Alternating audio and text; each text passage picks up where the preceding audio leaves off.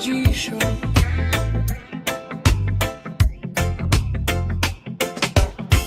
There's a place where the voices feel like home,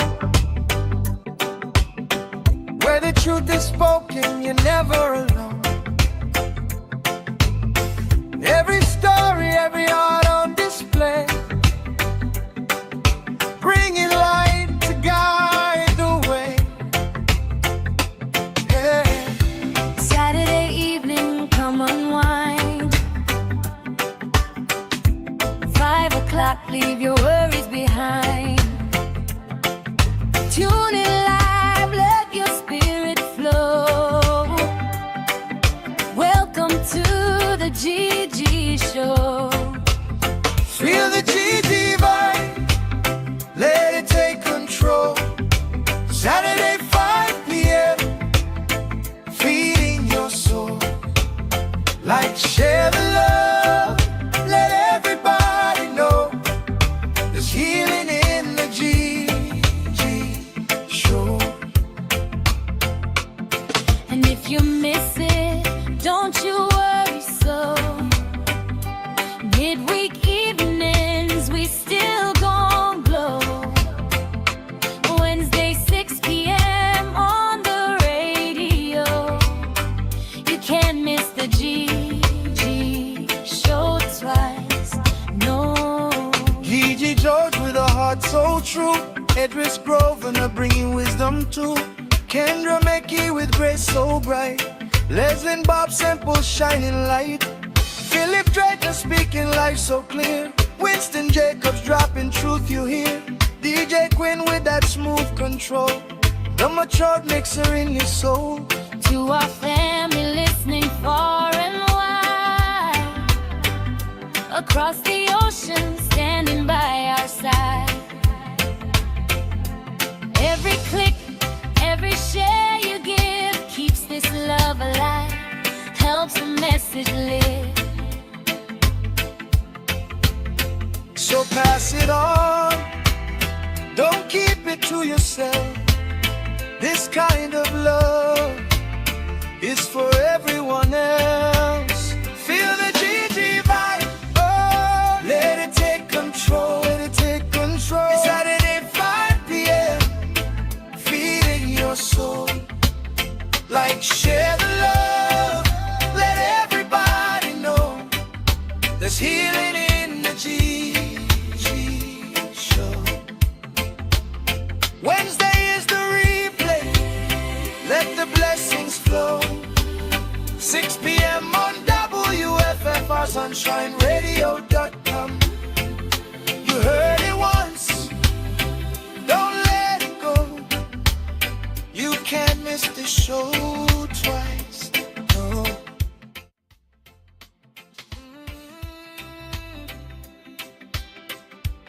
Stay connected, stay inspired. The GG Show.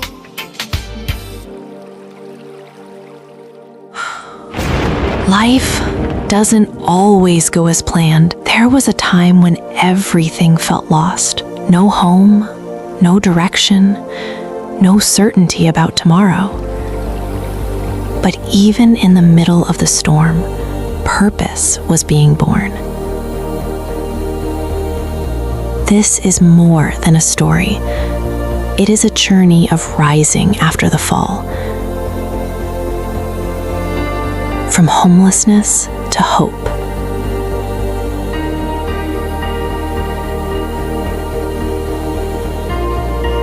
From struggle to strength.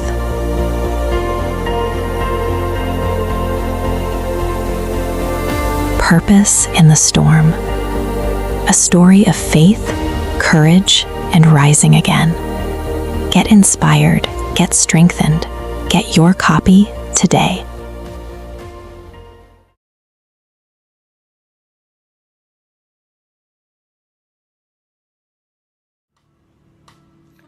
Ladies and gentlemen, the Sensational Ladies present A Mother's Love fashion show and tribute. This will be on Saturday, May 9th at 110 Kaskiasco Street, Brooklyn, New York, 11216. Tickets $40. Refreshments will be provided and there will be giveaways. So come down, bring your mother down, and relax. Be greeted with a glass of champagne and enjoy the tribute to mothers, the Mothers Pre-Valentine Show. See and be there.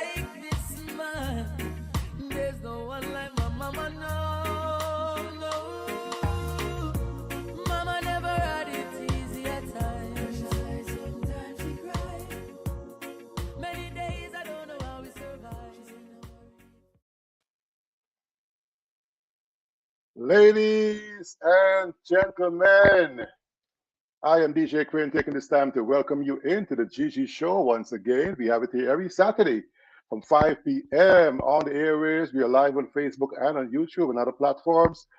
Please tell a neighbor, tell a friend, find us, like us, subscribe, and share. We are all men panel today. We have a female guest, and she is coming on in later on. And I am definitely taking this time on behalf of our founder leader, Gigi George, and behalf of all the panelists to welcome you to another edition of our Gigi Show. Here, hoping that you sit back, relax, stand up as you drive, wherever you might be. It might be a different time zone in your neck of the woods, but welcome in on behalf of Gigi George, Idris Grosvenor, Kendra McKee, on behalf of Blessing Bob Semple, on behalf of Philip Drayton and Winston T. Jacobson, on my own behalf, to the GG Show, right here on Forefront or on YouTube, on Facebook. Thank you so much for coming on in. I got some panelists with me, and one is in the background. You might not see him much today, but I am going to ask Mr. Winston Jacobs to come forward and say hello to the people in Radio Land. Hello, hello, hello, hello. Good afternoon, one and all, wherever you're looking from. If you're in Guyana, remember, be careful on the roadways. Put on those seat belts and rock back and sit back in your living room, wherever you are, and listen. We're going to have a great show this afternoon. We welcome you all to join us. Thank you very much. Awesome. This Gigi Show was founded by Gigi George. She is the CEO and founder also of Know Your Work Foundation. She's an author, also a philanthropist, and an influential person in our neck of the woods. And coming on with us later on will be another influential person. But behind the scenes is our very own Mr. Philip Drayton. You can come forward or you can say hello from behind the scenes. He's on our operations desk there in the background. Hello, Philip Drayton. Welcome on in. Hey, what's up, guys? It's just amazing to be a part of, as usual. It's going to be an interesting discussion. We just flow with it. We do what is necessary. Shout out to everybody that is tuning, everybody that is looking, everybody that is listening to us. Just stay tuned and keep in touch. Text a friend, tell a friend. We on. Awesome, man. We are allotted one Saturday of the month for all men panel, and we try to utilize it as best way we can to talk about all matters related to men, young boys, and youths. And ladies too. So before I get into it, happy Women's History Month to all the women, and shout out to the men who continue to hold the women up and empower them, support them, and lift them up in any way we can. Thank you so much. And without further ado, I hope that our guest is on with us. Is our guest on with us yet, Mr. Drayton? No, none as yet. Okay, good. Well, listen, we're going to be talking about some things, man. We're going to be talking about things like happening right now in Cuba with blackouts. We're going to be talking about domestic violence. We're going to be talking about men's health. All manner of stuff. We're going to be bouncing from subject to subject so that you can become engaged and we can stay long enough on the subject so we can exhaust it for your benefit. So I am definitely grateful for those experiences I had in Guyana, Drayton and Winston, when we had blackouts. When we had blackouts, we learned how to make a flambeau. We learned how to get several candles and put it in a container and light it so we can have light in our area. We learn to keep bonfires, light cardboard and wood in a drum, and so we can keep our yard lit. But I understand there's blackout in Cuba. The whole country is shut down, and there's some blackout even in Guyana right now. And as men, what do you do to protect your family when there is blackout, when you cannot see much from beyond your yard and who might be coming to your area? How do you deal with this kind of crisis, Drayton? Tell us.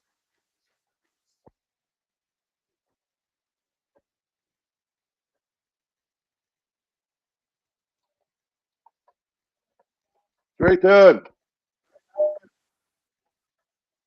you see, because he got blackout, that's what happens with his phone. So Winston, take it and run with it. Let me see. How did you deal with yours? Were you in the village there and experienced blackouts? How did you, keep your lights going? How did you illuminate your area? Well, for me, once again, thank you for having me here. I'm excited every time the GG show is on. Well, I grew up in a little village in Guyana called Paradise on the East Coast, and in my house, Paradise.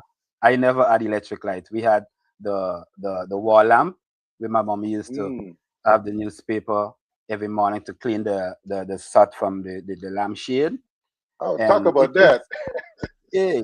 So it's like I'm not a stranger to blackout because we know how to do it.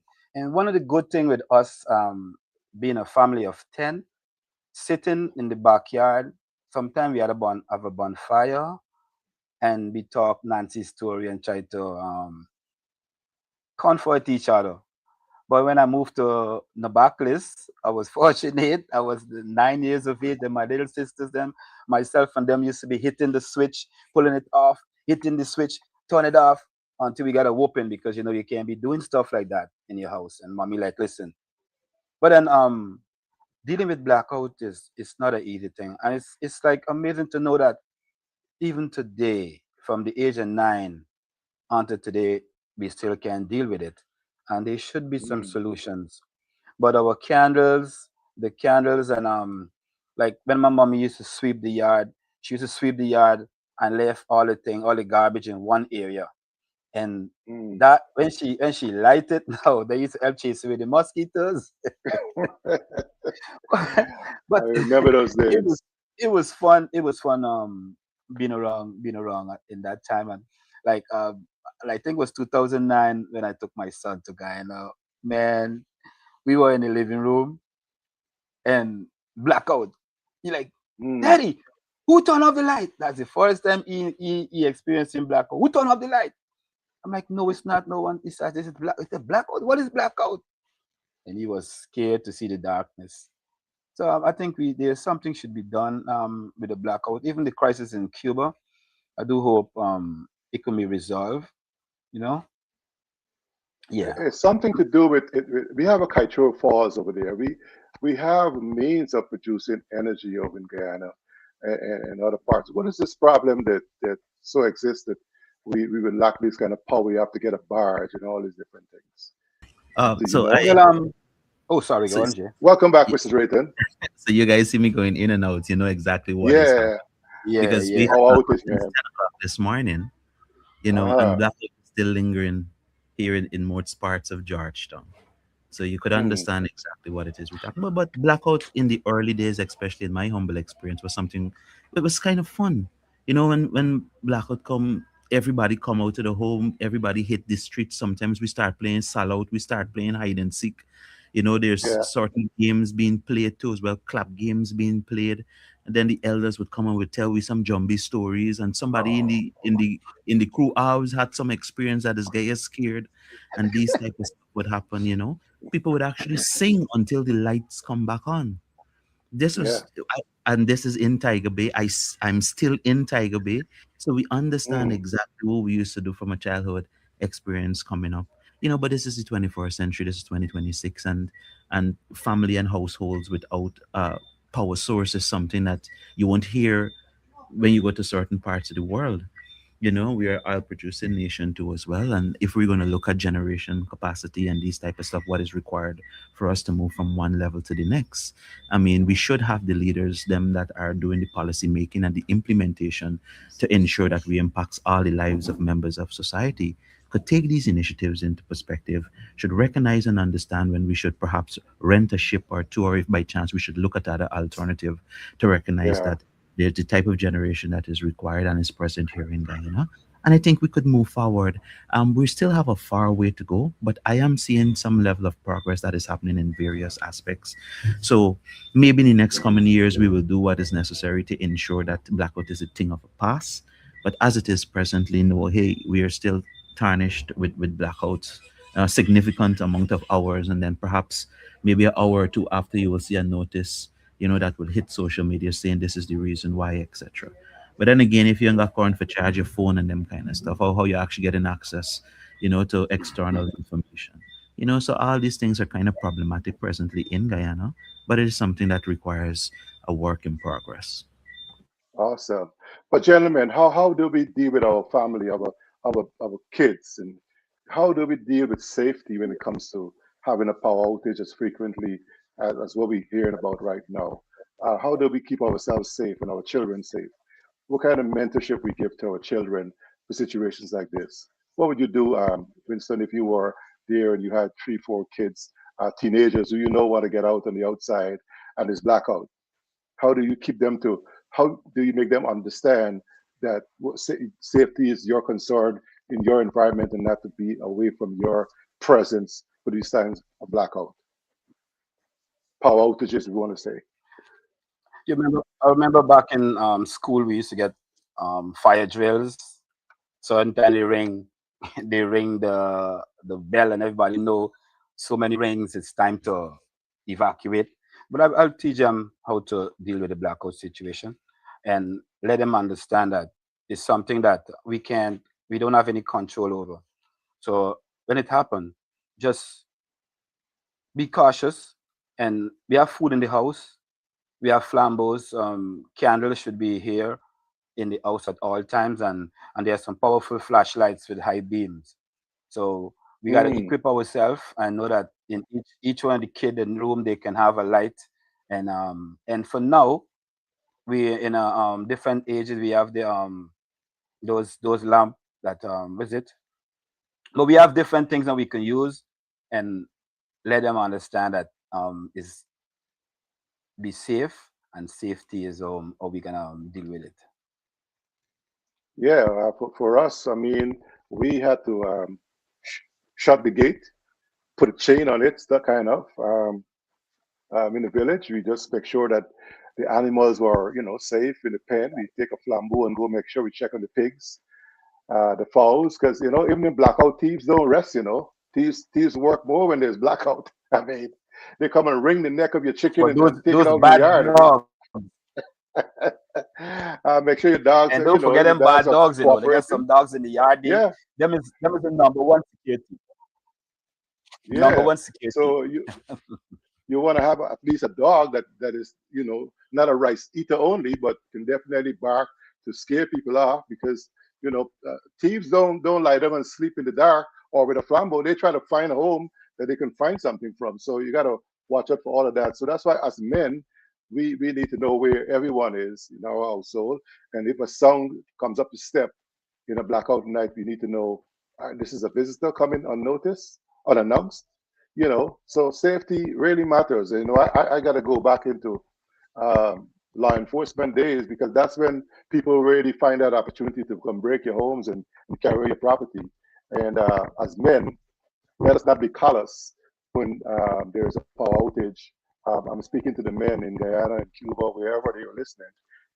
Put some things in place so that you can definitely attend to your own safety. You can't control the entire environment, but you can control your environment to some extent. So do what you can do to protect your family. And you're absolutely right, and I would always start from a place of understanding. And we have to do that in today's society. We can't start from a place of control. I mean, I have a son and he's 15. He's ready to head out there with his friends. Every time there's a holiday or there's a weekend, we want to go here, we want to go there. But when blackout comes, the truth is, I think I grew up at a time when blackout meant what should I say, community. It's a more Mm, community experience when we have blackout, at least back in those days. We talking about just going outside, just linking up, sharing the stories. I don't know if this is the right terminology, but perhaps find some level of joy in the dark, if I can put yeah, it over yeah, that way, yeah. right? So I don't dismiss that instinct. I would love this if by chance persons can experience that, but not in 2026, man. Blackout is supposed to be a thing of the past. But Yeah. unfortunately, I have to be honest about the reality I live in today. And the society indeed change. So the risks are different. From in my humble opinion, I don't believe that the darkness today in a blackout, it doesn't bring an opportunity for connection like it did many years ago. It's not a time where Mm, persons would go out and, just lime together. Today in 2026, blackout is create space for danger. Simple as it is. wow. Poor decisions could Mm, happen. Things could escalate quickly, 0 to 100 in a jiffy. So these are things that I want to ensure that persons are conscious about. My kids are conscious about. So I won't lead with force. I would just lead with conversation and explain to them why. I try to let them understand exactly what happens in a society when visibility is low and all systems are down. And I don't yeah, think I have to push it that hard for get through to our youths, especially my kids, because they see exactly what happens every single day. So the whole generational gap and the years that have transcended from when blackout used to happen before to now, in my humble opinion, too much risk involved. Even in when you get yeah. power and light, Of risk are course. crazy. You gotta be But watchful, vigilant. I Of tell you, course, of yes. course.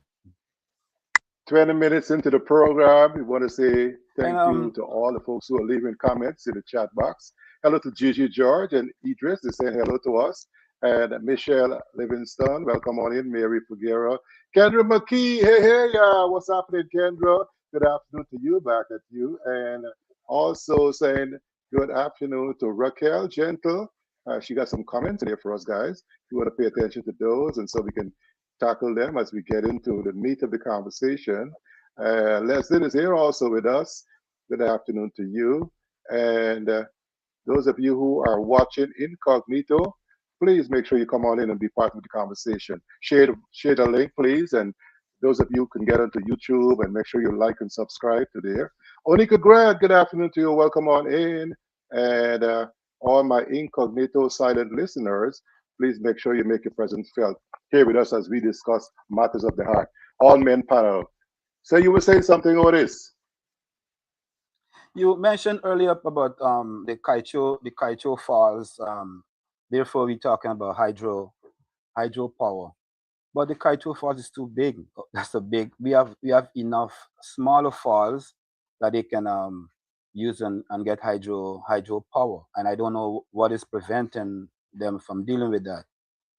Because hydropower, that will be the best thing for Guyana right now. So I do hope the leaders they can get together and put the money in to good uses and let us get hydropower. The barge and all these things. They have one barge, a second barge, and we don't. I don't feel the barge business. I think we need a hydropower. Hmm. People are forced to survive however they can. For most of us, this is not just news in Cuba and Guyana. This is memory. And it takes me right back to when I was in the village and using the lanterns and the flambeau lamps, the candles, the fire drums, and burning cardboard and wood. I know some of you who are listening could share your experiences in those days, and thank you so much for your comment. Well, we can move along, right, fellas? We can move along. I hope that Cuba can emerge out of this total blackout. I know that pressure comes from outside of, and I know Guyana has its own problems. I'm hoping that expertise can get their heads together. People with expertise can get their heads together, and we can work this out to prevent it from getting over to another generation. Um, you know, so I'm glad that we're able to, shed some light on it and encourage men to be, vigilant, not to be callous and laid back. And thieves, please stay away. please stay home and take care of your families. You know, we don't need you getting into people's place and taking advantage of the blackout. But guys, let me segue into some of the struggles and the challenges that we face even now in Guyana and here in the USA. This gas price, man, what's happening with this gas price? And we got oil in Guyana now. You know, I pay 379 in Maryland, right? How much you paying Otis? How much you paying there in Guyana there, um, Philip?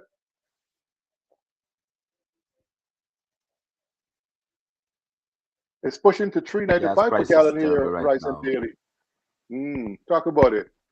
Yeah, it's almost $4. But well, we see what's happening in the Middle East, and it's oil.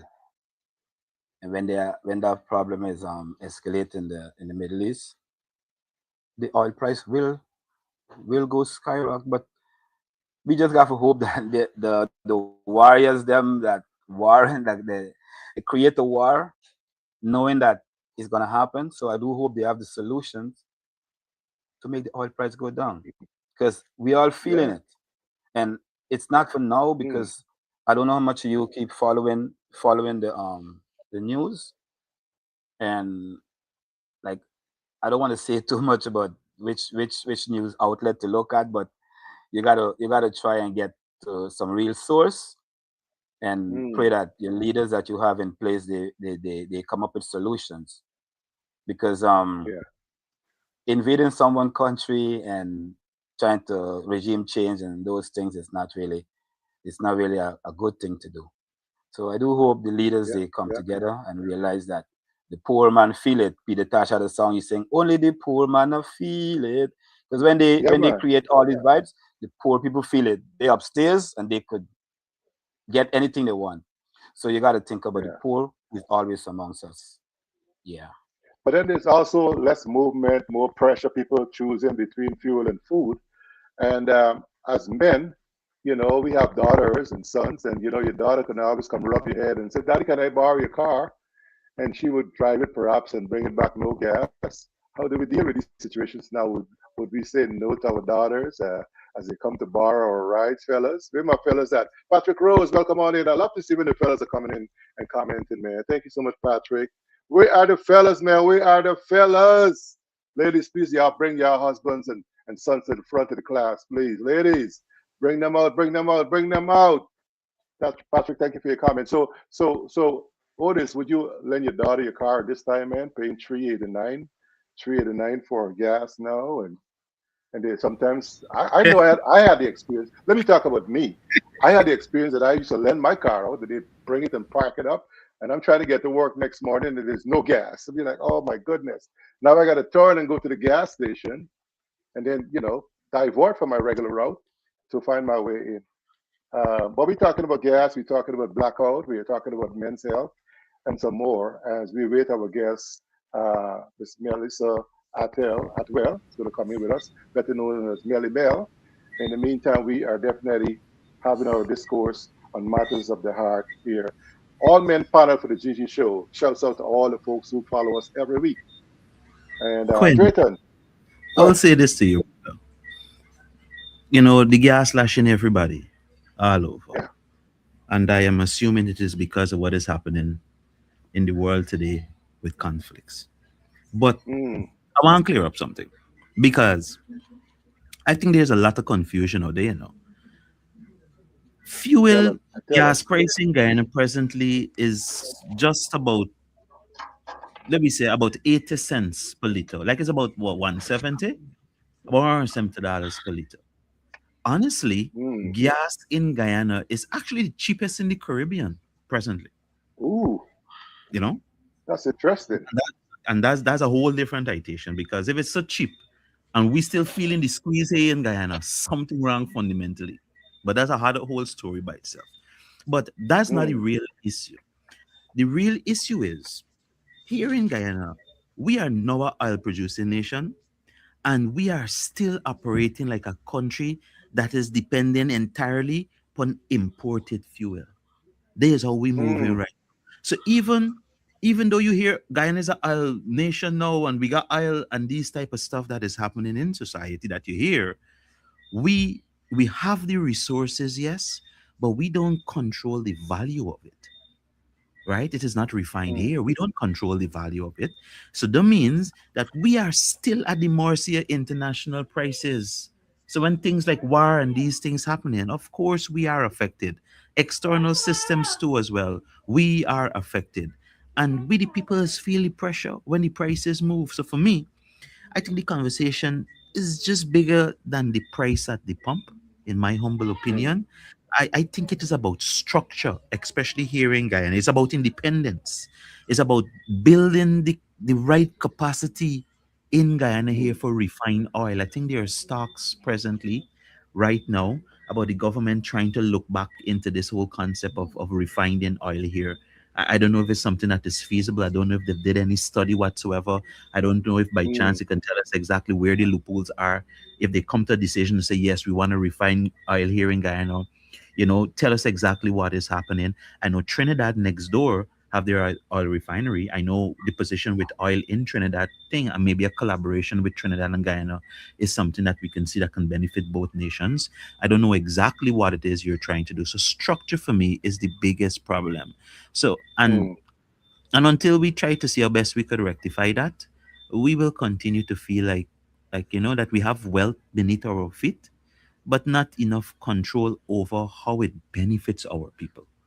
And I think Yeah, this is the real issue. So we need to shift it and make that transition collectively, as one people, one nation, one destiny, man. yeah. Folks, if you see my mouth not moving and you hear somebody talking, it's not me. It's Mr. Philip Drayton behind the scene. He's not on camera because he's experiencing blackout where he's from. And so, Philip, we're talking about small business struggling. We're talking about workers feeling the squeeze and layoffs may not be far behind, right? We can anticipate some layoff with all this gas price rise here in the U.S. or whatever. Whenever we have a cold here or something, they said you guys sneeze over there. Well, how does that work?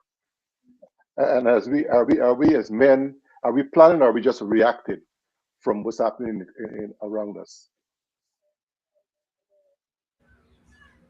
Geopolitics is something that is extremely complex, but what I know from international relations perspective is that each country does look out for its own interests regardless, and we're a small nation. We have a long way to go, but I think if Mm, collectively we are true, we show some level of patriotism, and the patriotic aspect of it is embedded in the leaders that governs a nation.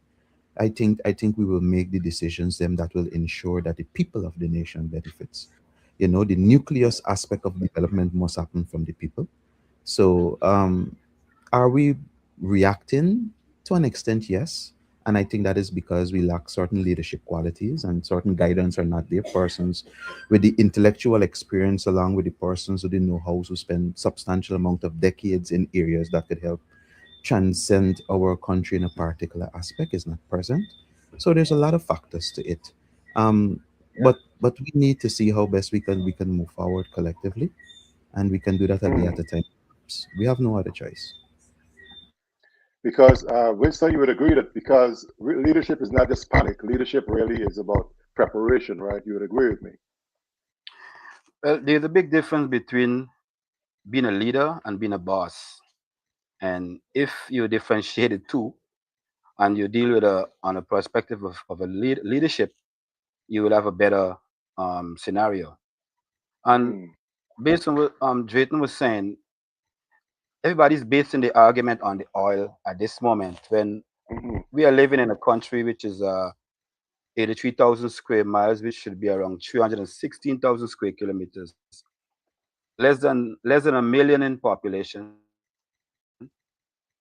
and we are rich. We are with oil. We have gold, diamond, bauxite, manganese, silver. Like it's about 10 natural resources we have. There's no need for us to be a poor country.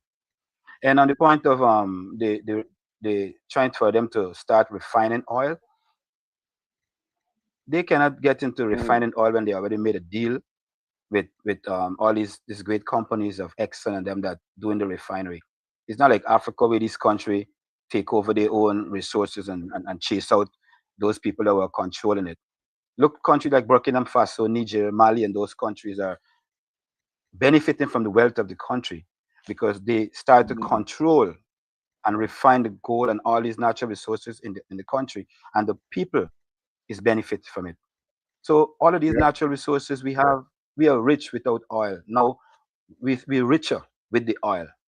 So there yeah. should be a solution. So being a boss, when you're a boss, there's no way you could make um good judgment for the population. I'm telling you, man. I'm telling you.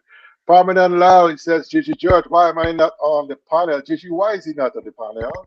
We like to hear from the brothers, man. We love to hear from the brothers. Mary Figuero, thank you so much for coming on in. And I'm seeing folks are coming on in and leaving comments. Um, William Harper, Wise Digital Leon, Digital One. Is that it? Digital Much One. longer. But I know Apostle William Harper. Hello, Apostle. I hope you can get a number and we can take some calls in. We can talk about some things here.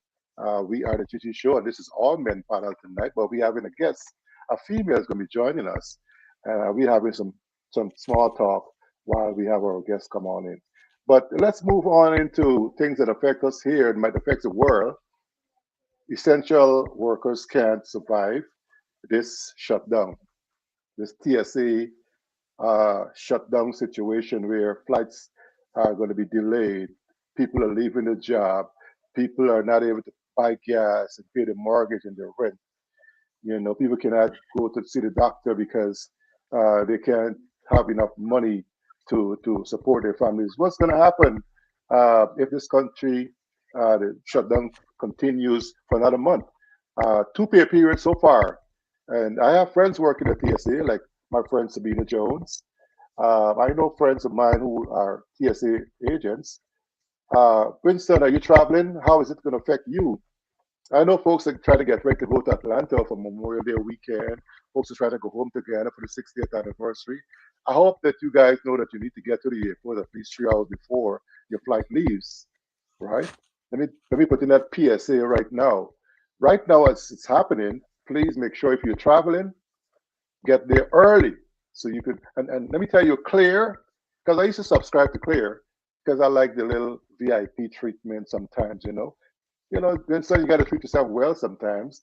No, no, that you pass through freely, but even that, you're not able to benefit from that privilege going through clear and getting expedited. So we need to let folks know, get there early. But talk to us about what your take on this TSA government shutdown and employees, agents affected.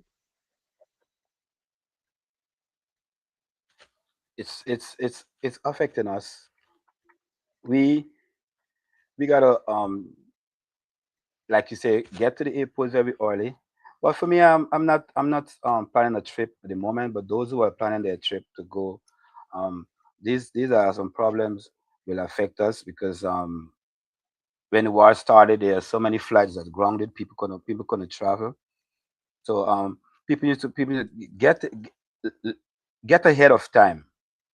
Try to understand what is going on. Know before you go, Mm, and try to be there on time to whatever you're planning. Yeah. yeah. Drayton, I'm hearing about long lines, man. I'm hearing about safety risk at the airport because of these long lines. You never know who's going to be crazy enough to pull something out of their bag and hurt people. Shortages and long airport line security risks. Um, I know you're not traveling a whole lot over there, Drayton, from Ogle and Chedijagan International Airport. But what are you hearing from the folks that are traveling there to Guyana about this, what's affecting them with this shutdown? Well, the shutdown is affecting everybody. I think most importantly, psychologically. A lot of persons have a sense of fear when they're traveling, because anything could happen at any time. And because persons don't understand the complexities of war and how far arms can reach. I mean, no one Yeah, is safe. So I think because there's an extensive collaboration with the authorities at the various terminals, along with members of society too as well, there's a lot of security that is heightened. So officers and agents is going to be on full alert. But yes, there might be delays, etc., especially if intelligence would lead in that direction. So I would ask the public to just stay calm, make certain adjustments when it happens, and recognize and understand that war is extremely complex, and that affects the rippling effects is what society feels in all dimensions. So you might be delayed to spending family time and business trips, and you might even take a lash based on the type of business that you have to as well. So it does Mm, affect us around the entire aspects of economic development and even personal well-being too as well. So it's just a time to be conscious, to recognize and understand what is happening in and around the world. And Guyanese would tell you, and some of them would believe, war? What's going on there? Me in the part of the man, I good, I safe, yeah, because we don't believe that these things could happen to right. us. Yeah, But yeah. you hear persons would say it, and persons are really concerned, especially when they have family, friends, and loved ones who are part of a region, that is in the heart of that conflict. So you'd hear different vantage points. Right? Because if workers collapse, then the system follows right behind that, right, Riton? I mean, if workers can't go to work, I mean, what happened to the system? Who run the computers? Who opens the gate? Who fuel the planes? And I mean, who cleans the plane? I mean, so systems collapse when people when government shut down and people are not able to afford a living. Folks are leaving the job to go and work Uber and Lyft so they can find ways to support their families. And it's just a all round terrible situation. And I just want to take a moment to welcome in Maxine Pollard Nickel and our wifey Abiola Harlequin is with us. Good night to all of you coming on in and leaving your comments. Thank you so much for joining the broadcast. Any other comments, guys, on this situation? I empathize with all the TSA agents. I mean, I plan to travel, but I'll drive. You know, Caravan is coming up. Folks might want to go to Canada. I see Janet and the others are trying to get a bus ride over there. There might not be TSA to clear you even when you go over the bus. You never know. Or coming back, really. Going might be fine. But coming back, the issue of, TSA workers are not showing up and they're leaving the job because it's happening twice. This is the second time that this has happened. They can't go back and borrow money. They can't feed their families. They got to find ways to support their families. And so that is it where us as men, even now as men, we have to be more vigilant because people are now angry.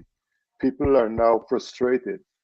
And you might be at the airport and you might be in your own frustration and you're not paying attention, but somebody pulls something out of the bag and do harm. So be mindful, be watchful, be vigilant, gentlemen, as you go out everywhere. Yes, you might have to take some lemon and make swamp, but please be mindful and take care of yourselves and your family. Be careful. Watch out for your security on the outside.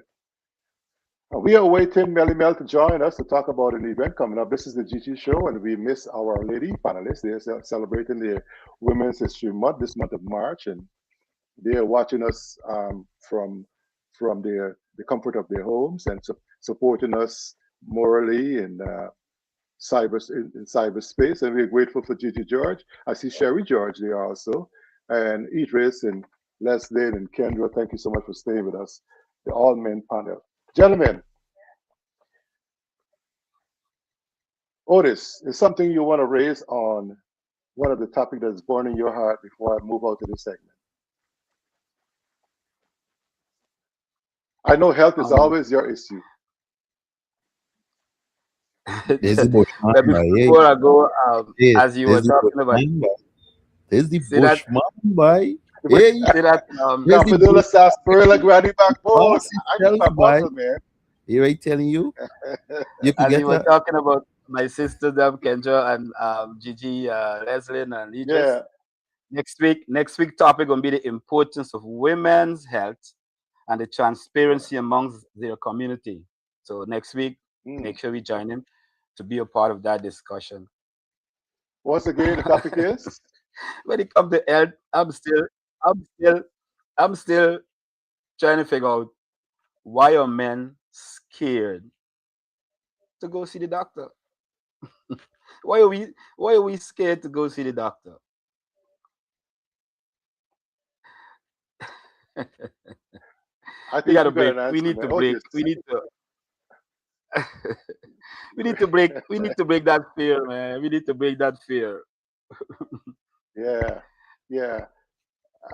It is a fair. It is also we use the word fear loosely, but it's really an apprehension where people think that you can get bad news, and because of that, your life can be ended because they find something in your blood or in your system.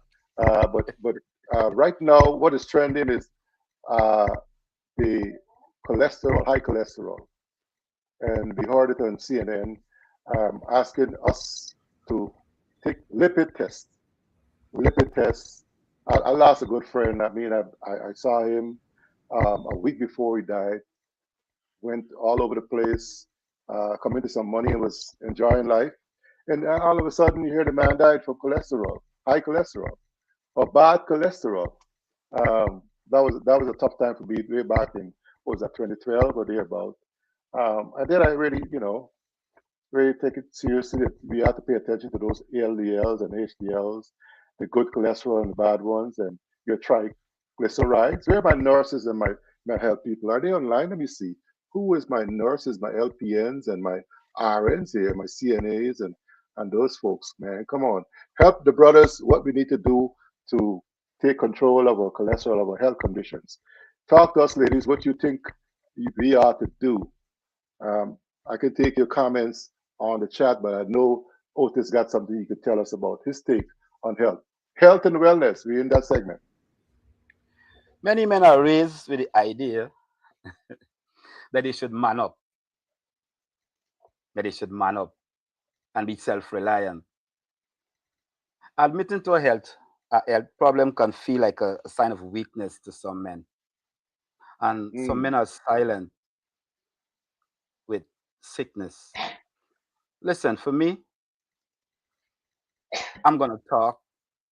If I get a knee ache or an elbow ache or whatever, I'm talking about it.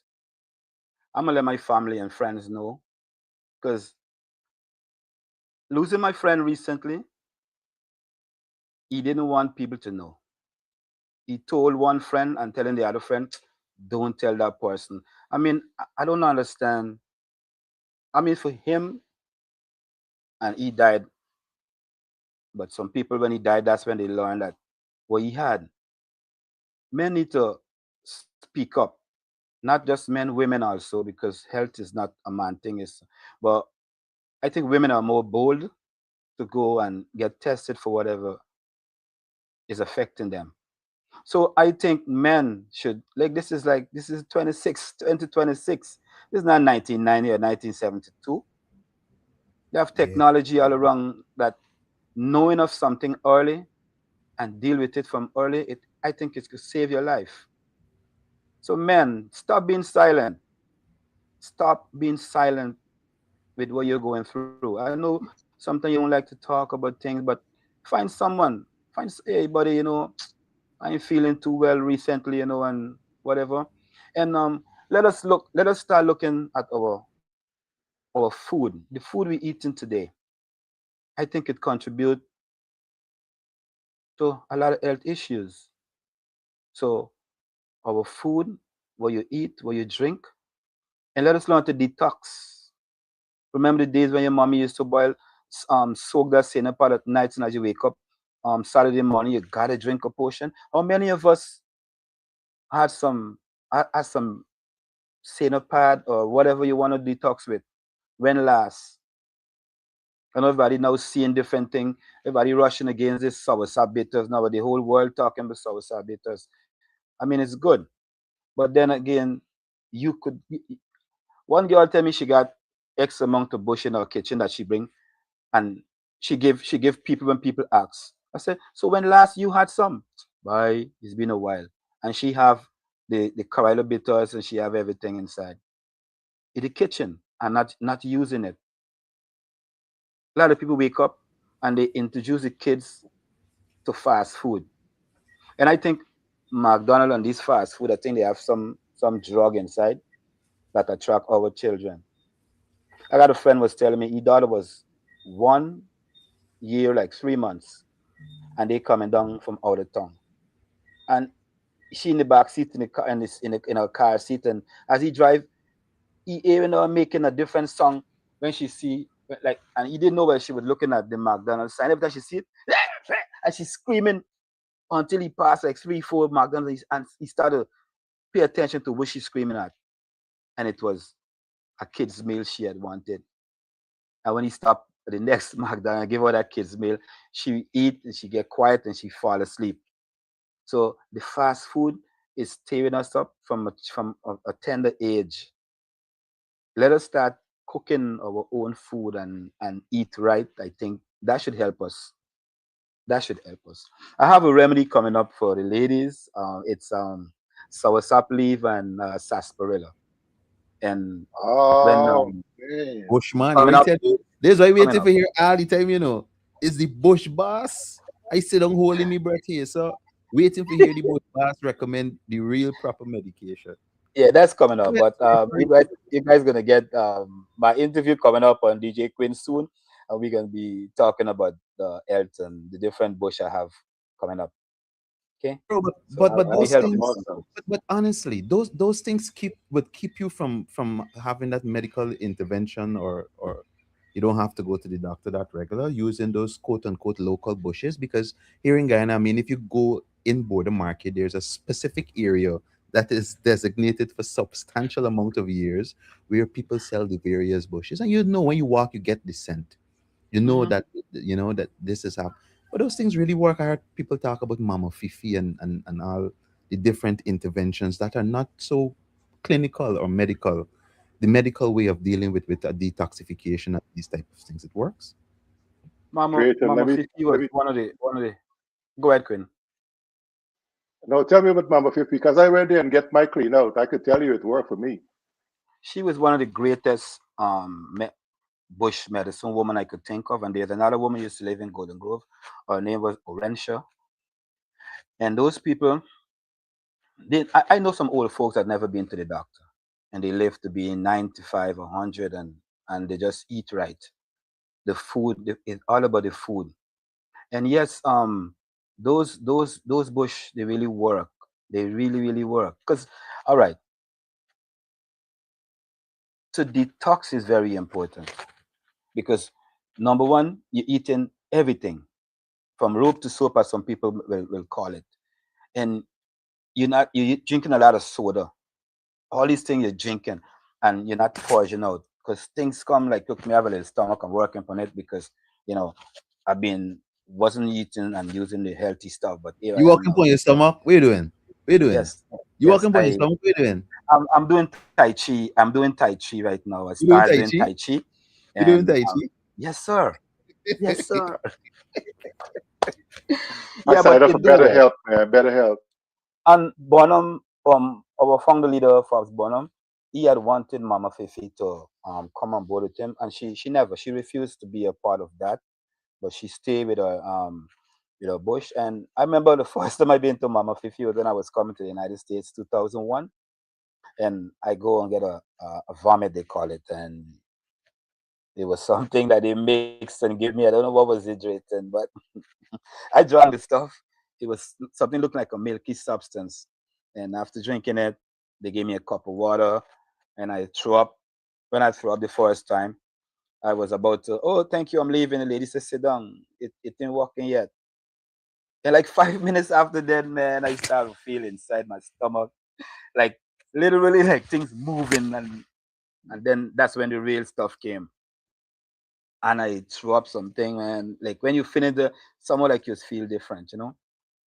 And she was giving me the what you call it, the little one to put to the back to squeeze in what they call the but I refused that. I said, man, at that time you see Drayton, I was not into nobody touching at the back there because What about you as I'm touch coming the posterior? as I'm coming as I'm coming to the state, that was the time with me was in the term of not the macho part, right?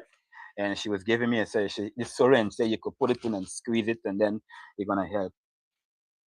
And We have health issues, I live man. to see today I end up had to go through all of that. Things that I stay away from. So again, men, please, I'm asking you all as men, coming from a man's point of view, don't be afraid to see the doctor. Please don't. Let us save a life. I I know want we to have live. I know we I have want a to live guest with long. us here. I know we have a guest, Mr. Wilson, that is here, but before we bring him in, I mean, yes, we just don't want to go to the hospital, but society hasn't made it easy for us to actually have that safe space in society for us to come out and talk. Because I don't believe right now that we avoid doctors because we in K. I believe that most men or we avoid doctor because we've been conditioned to believe that acknowledging pain is weakness, and going to the doctor shows us as a form of weakness. Unfortunately, for most people, because a lot of men aren't strong, they're just silent. And Yeah, until yeah, yeah, pain becomes a crisis, we just call it bad luck when it happens. We don't acknowledge exactly what is happening. So health isn't just physical, because I know a lot of men out there, that is mentally exhausted, but they don't have the language to articulate it in society. You understand me? I know enough men out here that working real hard, providing, carrying pressure, but quietly breaking down, family. This is not a Mickey Mouse thing, No checkup, no rest, no day off, no emotional outlet, just on 24 hours at a time. So the thing that is destroying, in my humble opinion, men right now when it comes to health is not no disease, is neglect yeah, disguised as strength. yeah, yeah, yeah. Otis, Kendra McKee is saying, yeah, Huh? go ahead.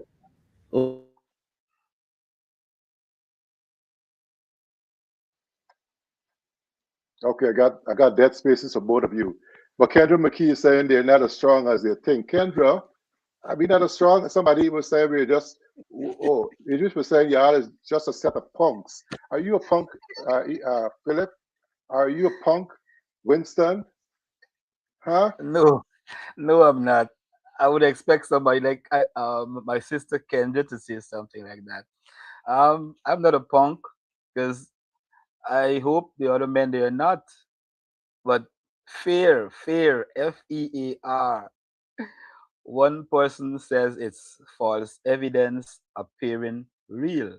So the fear, it comes and it goes. This is not the time to even be macho. This is the time to break all fears and go and let us live longer. I'm gonna be 60 next year, and I want to be 80. I want to be 90. I want to go 120. So I'm doing the right things. Yeah, yeah, yeah. I'm Yeah, 60 yeah. next year. Yo, yeah, yeah, 60. Wow.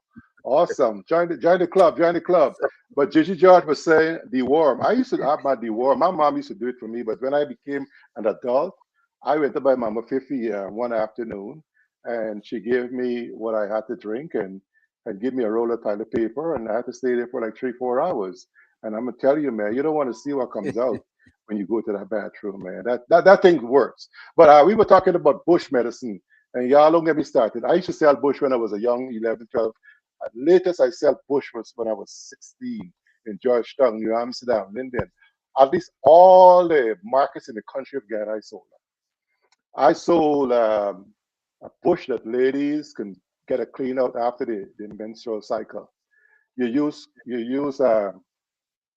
what was this, croton bush.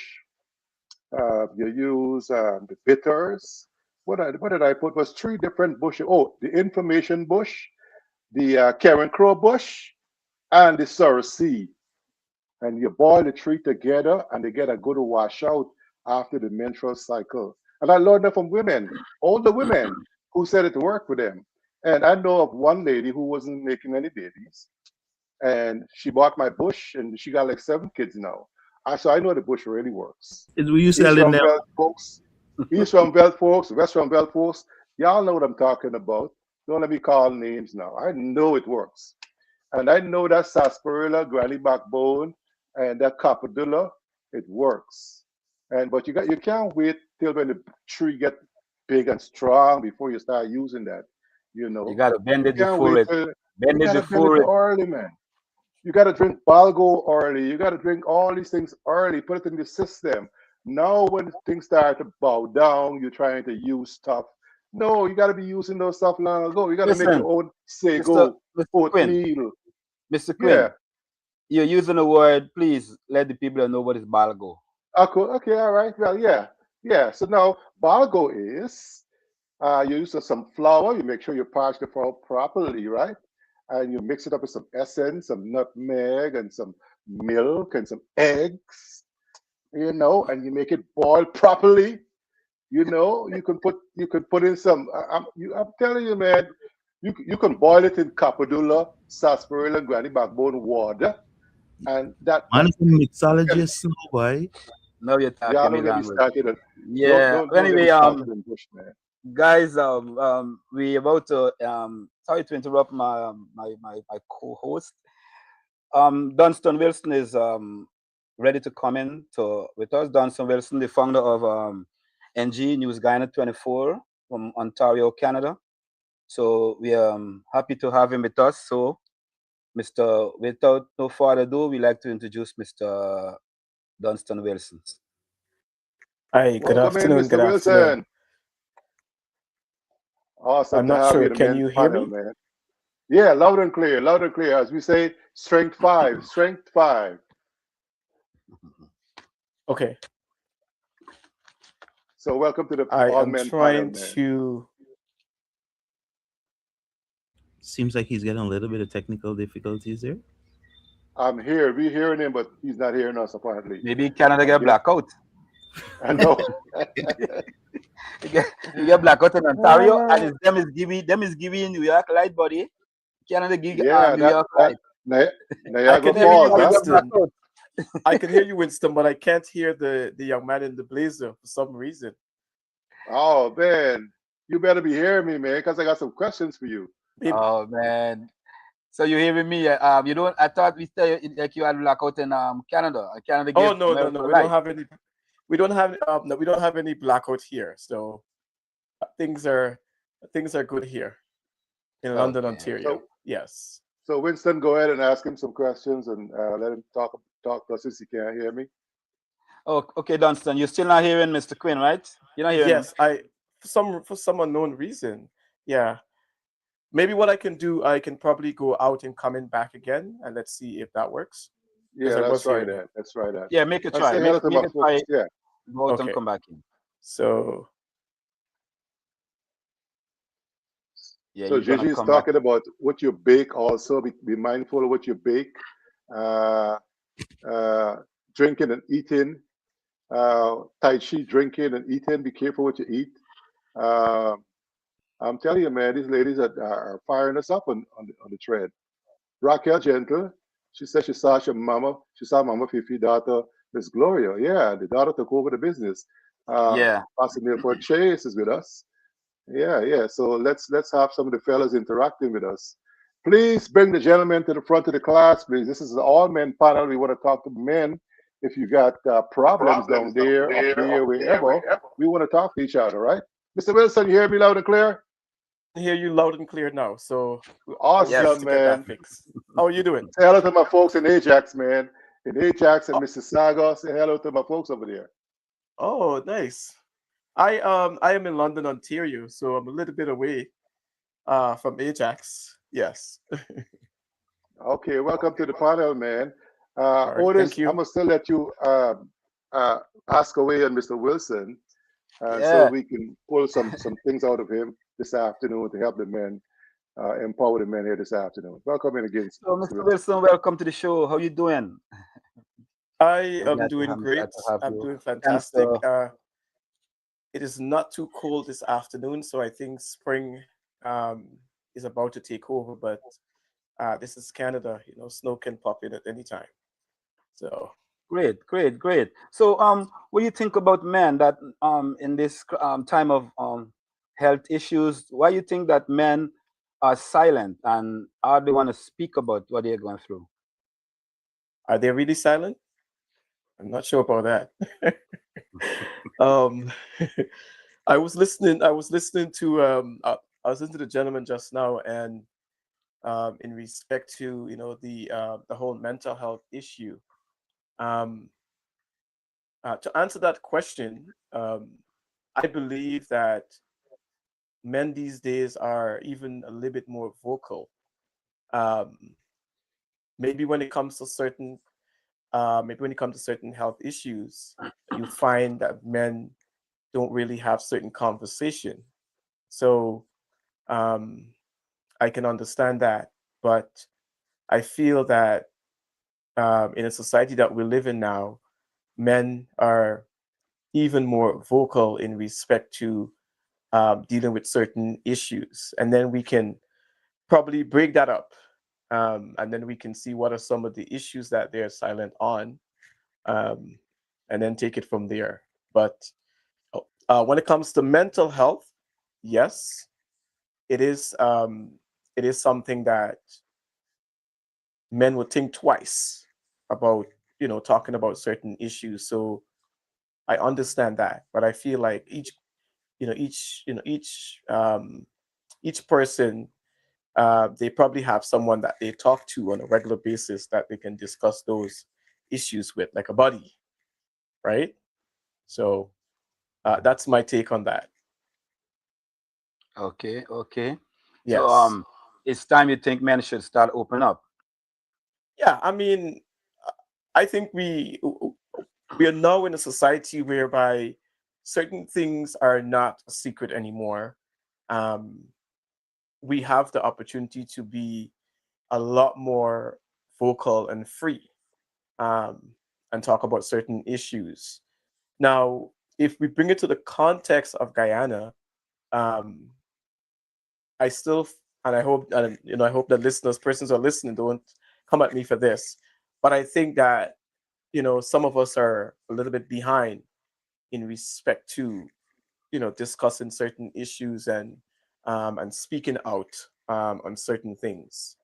Um, I probably felt with all of the exposure uh, that we're getting that you know my fellow citizens, my fellow young men, grown men, old men, um, you know, I felt that they would have the opportunity to speak out a bit more. But I find that, and I've seen it daily in social media, um, that there are certain things, and that we're not going to come to the forefront about. Yes. Wow, awesome, awesome. Man, gentlemen, we mentor others in life. We mentor our children, and Yes. who's mentoring our health? Who's mentoring That's our right. health? I mean, are we just guessing, delaying, hoping for the best? Yes. Ladies would say we're punks. Ladies would say we think we're not as strong as we present. But it's a fact. I mean, some of us are not bold enough to really get into Yes. that doctor's office and just lean forward and have them That's use right. a finger behind. Because what? It's one finger. It's not two, three, four. It's not several times a month. Once. I've been doing it every year. And I mean, men have a problem with that. I Nathan? mean, I went into one female doctor, and she was like, "Okay, sir, are you ready for your stuff? Could you drop your pants and stand up here and lean forward?" I be like, I got into the position because I Yes. know That. she Yeah. can't do me no harm. Come on now, she mean well for me, all right? I mean, she can't do me no harm. Come on now. And even my male doctor, he's retiring now. He never had a problem with me, you know, doing what I got to do to check on myself. Because listen, I need to know. I need to know. I need to have a relationship with my doctor. I need to have a relationship Yes, with sir. my health. And the sooner I know, the better for me. I want to live long. I want to go places.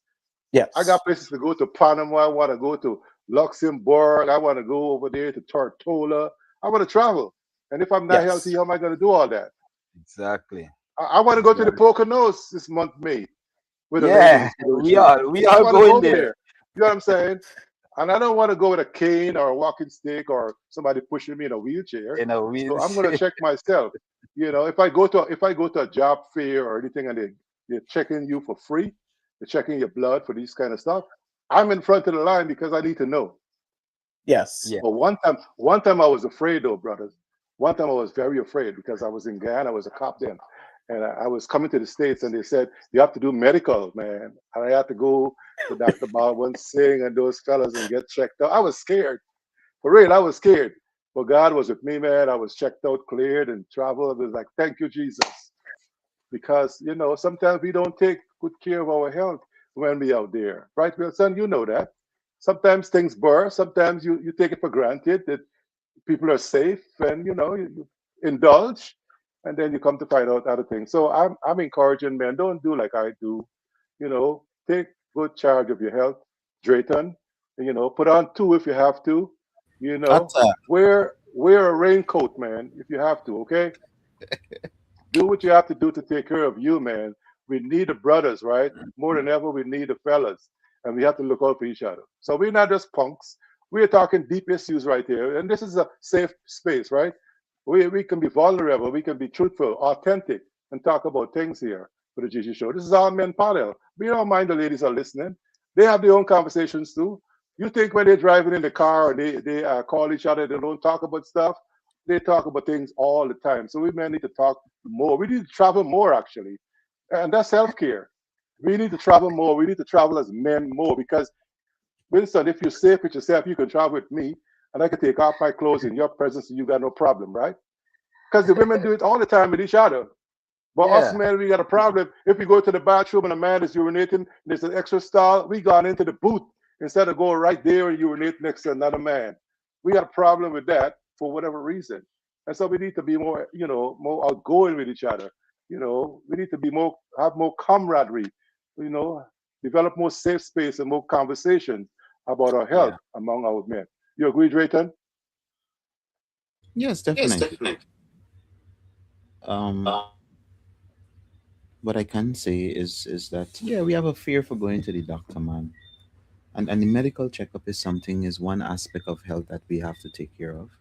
I know there's a rigorous cycle for men out there when it comes to being a responsible, productive, and reliable man in society. A lot is required, and sometimes I know people whose work round the clock if they have 4 or 6 hours in the day simply just to get some rest before they go back again. That is some of the life cycles that is present here in Guyana. Some people not even working here in Guyana. Some men you can't get them to go to the hospital to look at anything, to check up anything. Some people don't even want to carry their own family, the mother or the grandmother, to the hospital because they just don't like going to hospitals. They will tell you, you know. I don't know exactly where that culture actually arrived from here in this great nation. But it seems like our men, I mean, you could see some people is extremely sick, but they will choose to probably drink a Advil or a Panadol or, you know, or check and see if a Setimol gonna work and ensure that they can go to work and these kinds of stuff. I mean, it happens, Pretty but it's much. not until we extremely crash, then we will go to the doctor and then you will hear that this could have been prevented, substantial amount of months ago. And then regret is there. And then in that midst of the moment, most men, instead of they embrace the support around, would drift into silence and keep all the doctor's information and intel to themselves, would go back home and tell the wife that all is well, knowing that they just get some of the most heartbreaking news. Yeah. There are some people like that. That's the truth. Some people don't want to pass on certain turbulence to the rest of the family. I know men like that. So we gotta see how best we can reach on one common ground. All men in society, regardless, and create that safe space that if I walk in that room, doesn't matter if you're a scientist and I got a degree or I never went to school. When we bring certain commonalities about the issues them that affect us, we must share our experience, strength at home without feeling like we are a part of. I think if by chance we have more of that, especially here in Guyana, I cannot speak for the rest of the world. I think we will start in the right direction that perhaps in the next generation we'll influence them to let them know that look, it is not just about going to the doctor and this type of stuff. It's just to open and express holistically throughout the life cycle. I'm part of the health team for the Ghana Association of Georgia in Atlanta, and they host a lot of health fairs with the intention of attracting men, and men trickle coming in. I mean, men that I know have major health issues, prostate cancer and stuff. Free services, and they trickle in and come into to these meetings back then. I'm hoping that they change that culture now, but we have to utilize those opportunities where there's free things, free checks, and opportunity to discuss their health. We need to think about eating smarter, less fried, less processed. Move your body, even walking matters. People don't like to walk. There's Stone Mountain Park. I used to go there, walk up the mountain, walk around the mountain. 5 miles, reduce stress. You know, check your numbers regularly. Some people don't like to prick their finger, do that sugar and go and have somebody do their vitals.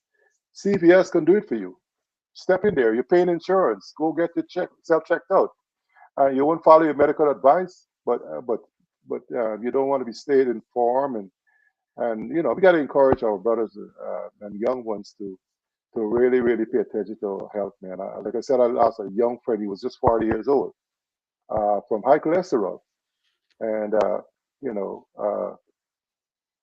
so I check mine every year, and they say it's right to the borderline and different things, and then they want to give you these medications. What you guys think about these meds that they're trying to make you drink? These what you call it?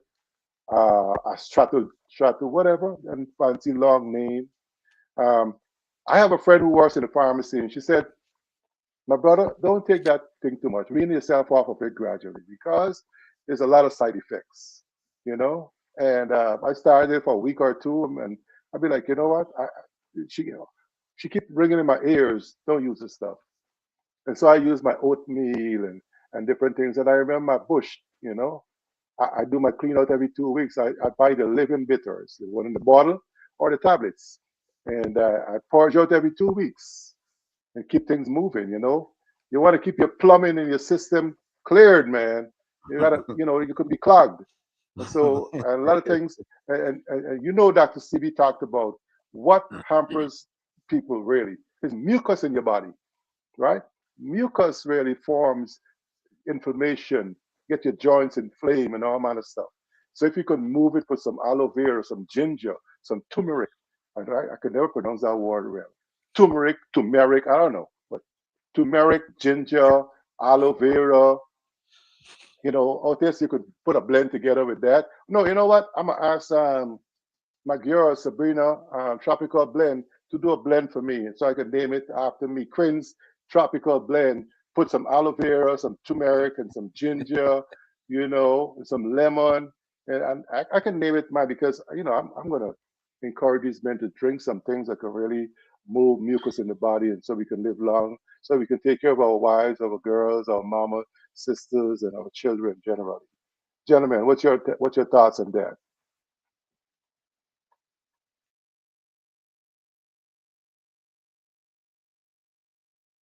Go ahead, Dunstan.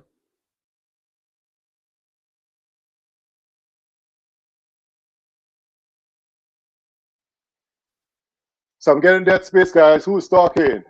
Take care of your heart, guys, so your heart can take care of your life. I'm encouraging you. Dunstan, you say something, I'm not hearing you. We're not hearing you, Dunstan. Unmute your mic, Dunstan. You might be muted, young man. Dunstan get All right, technical so difficulties. But listen, I Might. notice. I mean, every time you're talking, you notice I am pivoting in a direction when we talk about health and men. I am straying away more from the physical aspect of things, and there's a reason for it. Because, in my humble opinion, every time I hear we talk about men and health, we often reduce it just to the body, like blood pressure and check your prostate and your stamina and these type of stuff. But true health is far much deeper than that, especially when it comes to a man. It is not just about the physical. A man is an emotional being, which that simple statement is something I think majority society knows, but would simply just overlooked. A man is an emotional being, psychological one too as well, and of course spiritual. We need to take those dimensions into consideration, because if those dimensions are ignored, it don't matter what type of bush you're selling and where you're selling it. No amount of medicine alone would make him well. And that is the truth. Because men out here are struggling and suffering in silence. And not because they are weak physically, but because they, as I mentioned before earlier in the show, they have not been taught how to process pain. So what you find is that here in Guyana, we got a lot of men who simply just don't know how to sit with themselves in honesty. Mm. That's the truth about Tell, it. tell it. How, how to be truthful. Yo, speak the truth. Yo, be real. The real things Yeah. that bothering you. We ain't Mm. hit the real aspects of where the problem really lies.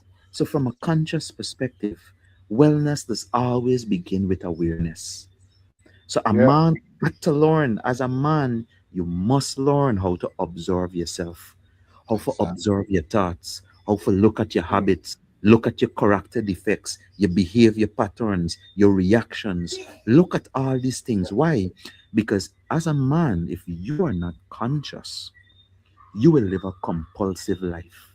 And compulsion from a physical aspect, dealing with pleasure, doesn't stop just with sex or why I would go and get the granny backbone or the sarsaparilla. Because when you hear those trees first or those bushes in Guyana, it is always in a context from a sexual perspective. I'll be rigorously honest with you.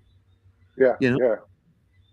I had to go certain places for hear those type of bushes spoken from a medical perspective that do far more than simply just deal with the sexual aspects of things, right? But that is just how it is here. So you have to become conscious of your surroundings. And even so, that's the reason why women don't use or aspire to use it because they think it's a man's, from a man's perspective, that it's only for to build a man's back or his sexual organs, but it's really to strengthen your back and other parts of your body. If you really listen to the older folks um, really talk about it, but nowadays we don't have the people who really tell us a whole lot about this thing. Do you think you're still there?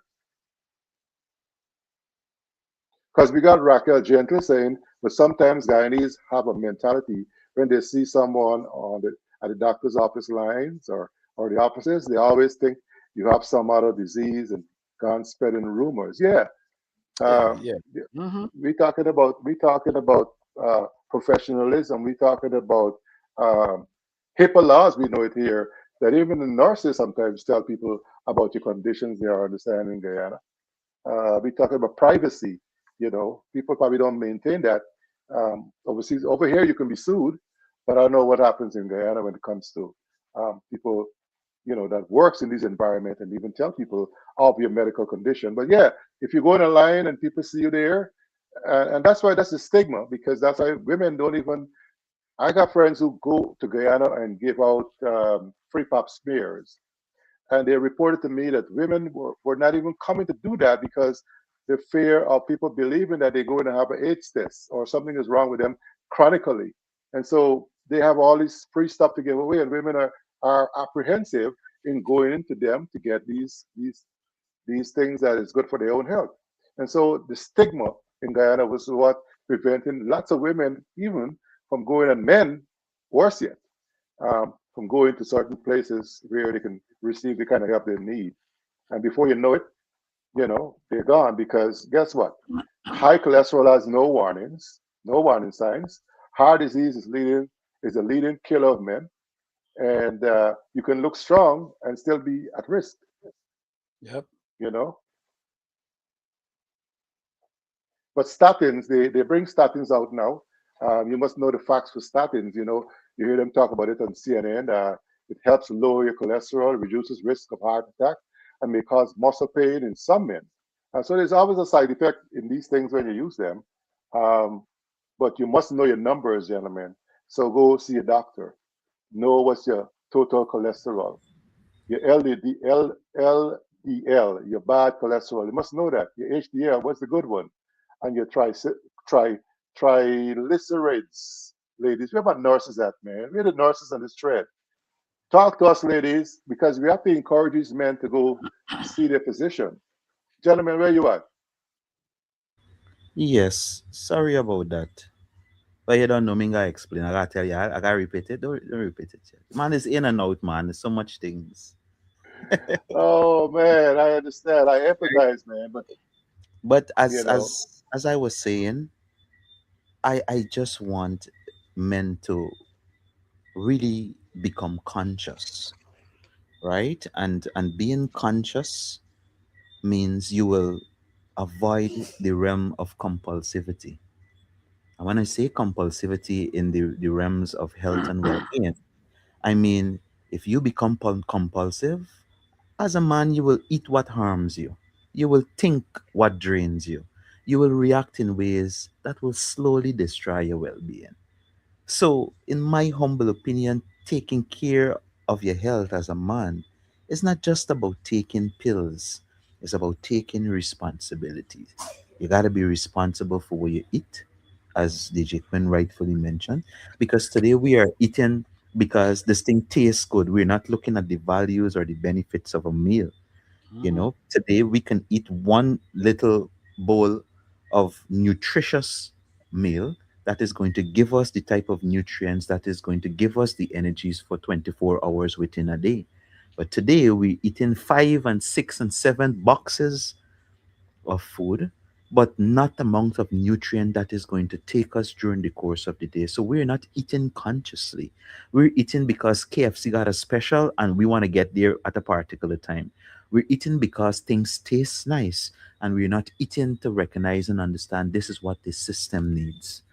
So this is the level of conscious eating that we need, conscious thinking, self-awareness. So these is the type of things that we as men need to take charge of. How we think, how we rest, how we handle anger, how we deal with disappointment. This is real strength. So I think as a society, especially here in Guyana, we need to see how best we can begin to even redefine what it is to be a strong man in society. Strength is not suppression, straight talk, real talk as it is. It's not Real silence night. talk. Yep, yep. I we love it when our men persevere and get a chance to celebrate birthdays. Ever so often for these past 5 years, I've been saying condolences, condolences here, condolences there. And so when people reach that milestone, that birth anniversary, man, we have to celebrate them. Like we can celebrate Leslie Leach, man. He's a sister of Idris. He's a brother of Idris, right? Come on, Leslie. I know you. I know you're a gent, man. Come on. But Leslie Hill Leach has a birthday, and you just want to say happy birthday to him. You reach another milestone, and that's a brother. So we can say happy birthday to you, Leslie, on behalf of the panel, Happy, happy, gentlemen. happy birthday. Yeah, we say happy birthday to those of you celebrating birthday. Also, her cousin Sharon Trotman, Foxy Young, got a birthday also. I want to say happy birthday to those of you, man. When is our panelists' family's birthday? We got to shout them out specially. So Leslie Hill Leach and cousin Sharon Trotman and Foxy Young, on behalf of Idris Grosvenor, happy birthday to you all. May you guys take a moment and look back at your past, examine your present in order that you will pattern your future. And may your latter years be greater than your former years. Gentlemen, we are talking health here, and we are waiting for a guest coming on in. Um, Anything else that we need to really touch on, Mr. Otis? Mentoring. We need to mentor the next generation Yeah, because that is very important.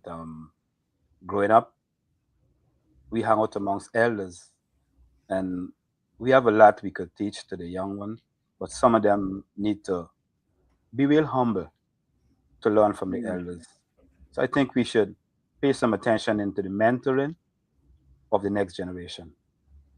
yeah. Back in the day, we said we used to meet the fellas under the light and ganga, you know, have conversation with these men, grown men, Yep. older than we are, talk about things, how do you drive a tractor? How do you change a tire? How do you talk to a girl? How do you take care of your health? You know, how do you write home for a girl? But people don't We write do home no what? more, right? We do what? Right on what? People don't write home. Yeah, people don't write home no more. Right You home, know, right home. people texting now and say, "What happened, girl? Can I come over?" And when they show up there, they on the people's doorstep, and Big Brother come out there, "Oh, what's up?" And he just in the house. Back in those days, man, we had to write home, ask home, can I visit? Can I take her to Botanic Garden? Can I take her to this? And you gotta come home at a certain time. We don't have that mentoring no more. I don't know. Do you think you could tell me? I could tell you, but I could say, Mom, maybe I'm a gentleman. I can perhaps touch base and say, Mom, Dad, XYZ, this is the situation. This is who I am. and this is what my intentions. This is what I want to do today, and this is where I'm going to go, and this is the time frame that I'm going to return. This is my contact information. In case we're caught in traffic or late for whatever reasons, you can simply just give me a call, and I would ensure that I answer and let you know exactly what our positions are. Now, if I take those steps, and then the girl turn and say, "Is why you listening to me, mother? I'm my father." Then me know what I get plan for you is tonight. Hey, plug out from these people that we roll. What can I do? I am the victim now. Huh? How do we deal with that? Yeah, yeah. I remember those days I had to write. This girl, I was working with the president at the time. I was in the gardens, man. And, people take police officers for granted. You think because you join the police force, you are nobody, you have no knowledge, no education. And this young girl, she was studying there, going to college. And I talked to her. She said, "Oh, you want to talk to me? Yeah, you need to write me a letter." I said, "Okay, I'm glad you asked." Man, I wrote her a letter, man. I got me a date. I went to Astor Cinema. I bought me some Pepsi and popcorn.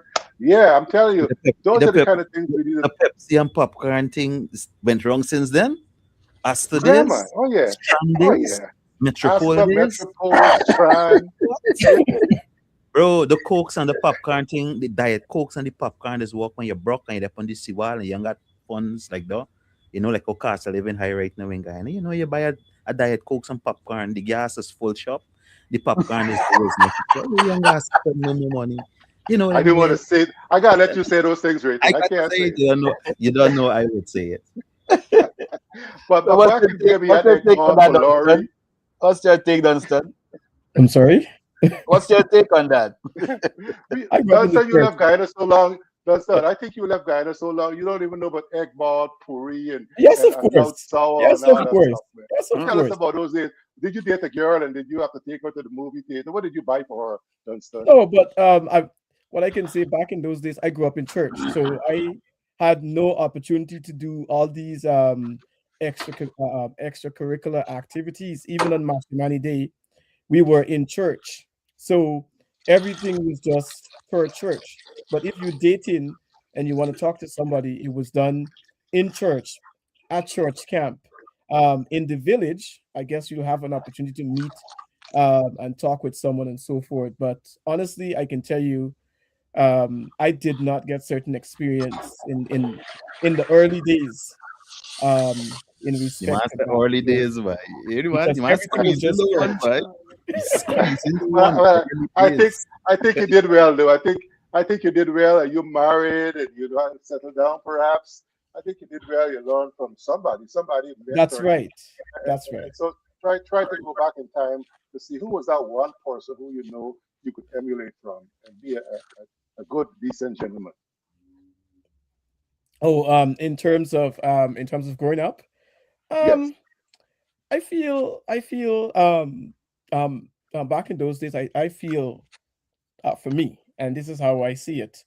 Um, the past president, Burnham, Forbes Burnham, I feel that he had so much of an impact on on us growing up, as far as I'm concerned, because we used to see him as a real role model in respect to leading the country and and looking at his family in terms of how he was able to grow his family and so forth. And he used to come into the village in Victoria Village back in those days. So for me, I can say he is really barely it, basically he was like a role model to me. However, in respect to other role models, yeah, there were many in the church. We had brother this, brother that, and so forth. And you had many different families that you could have looked up to. That in the end, you would have been able to use some of those experiences in your everyday life now.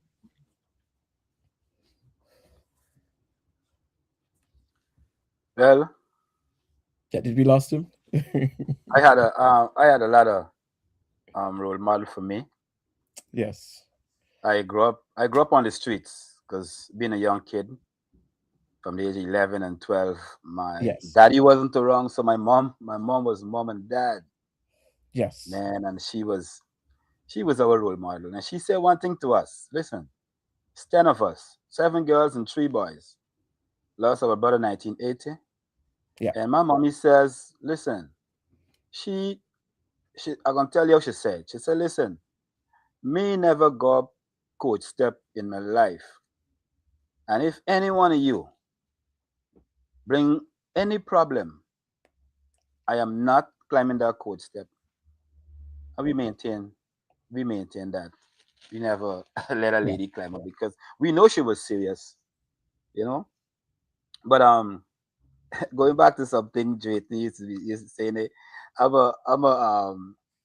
gonna give a little experience of something. I was dating a girl and I taught her how to escape. We used to escape because her mom lived in the countryside, her It's dad lived in what the city. we hearing here tonight. So we used to. What I we taught her hearing here. how to escape, and then the girl tried to pull the same trick on me.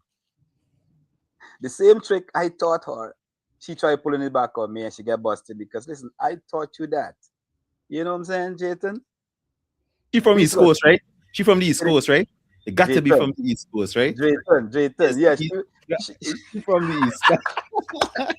somewhere on the East Coast, 0 and it's a points and for it's a East Coast girls. and it's a tongue man. She tried for pull a trick with me with things a countryman is slick.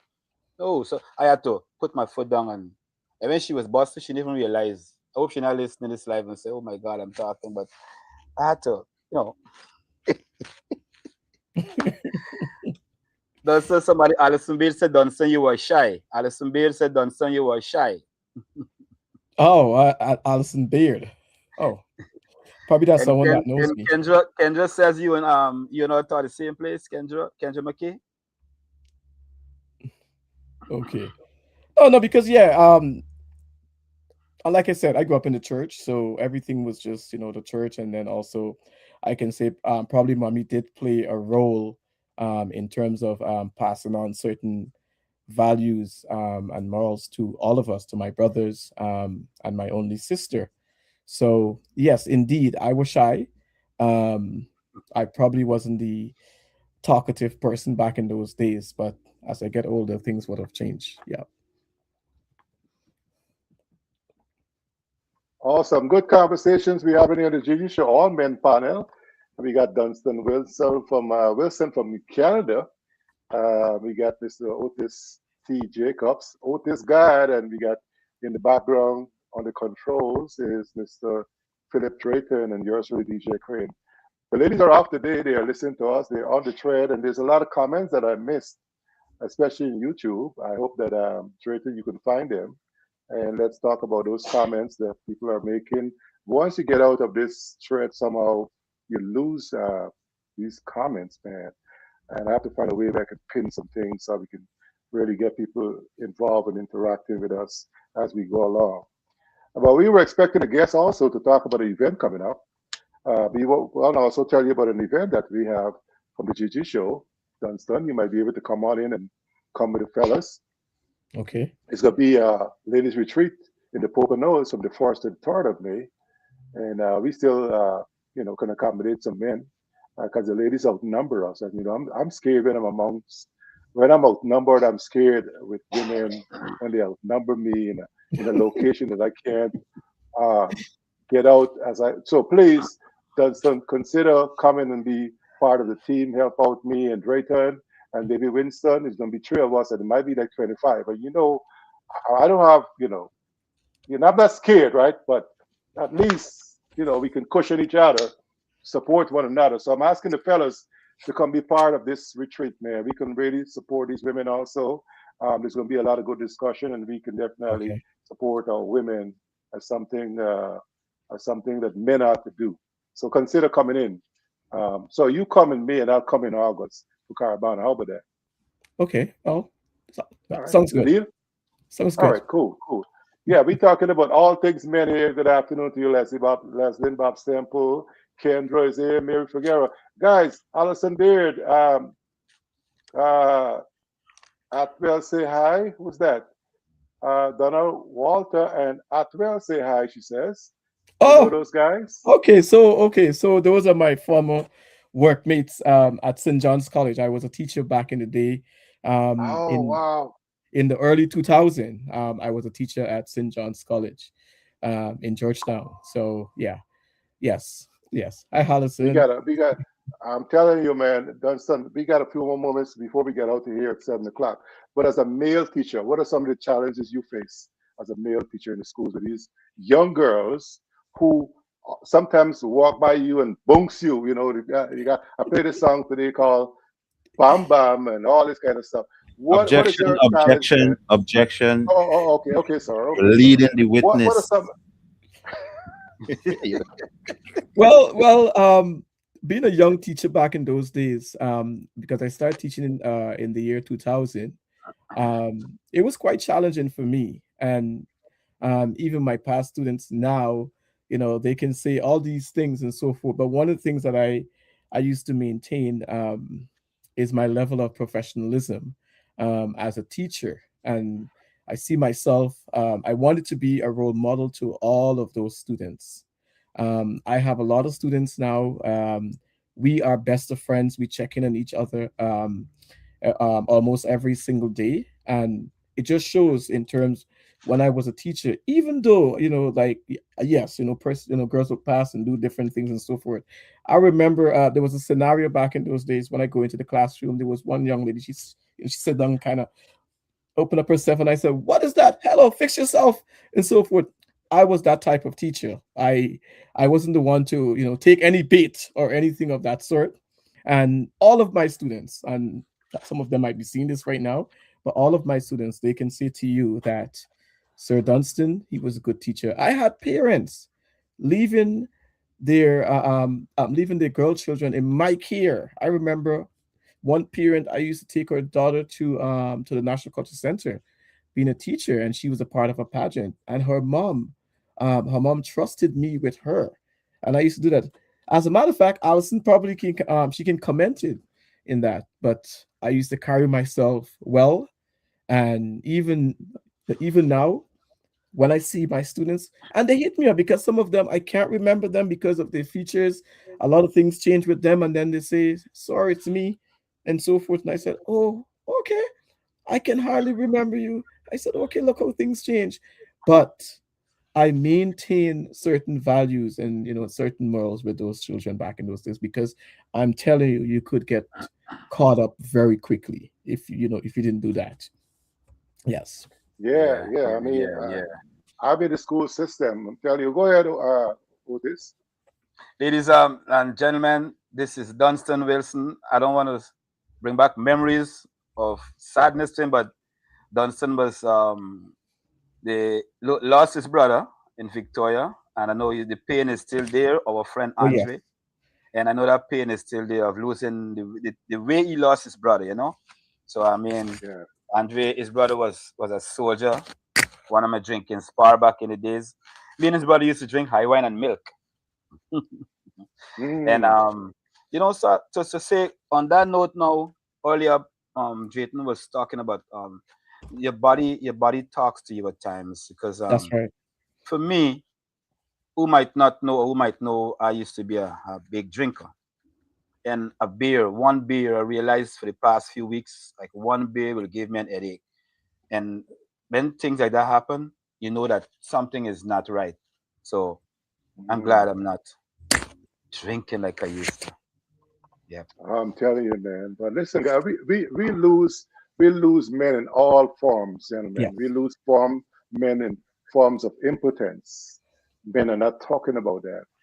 And that is And something so I feel that's something that we that you probably should cover basically specifically on one show, because one show. I think it's critical. It's important, especially as you get older, right? So yes, I didn't want to cut you. Sorry about that. Yeah. Yeah, I like that.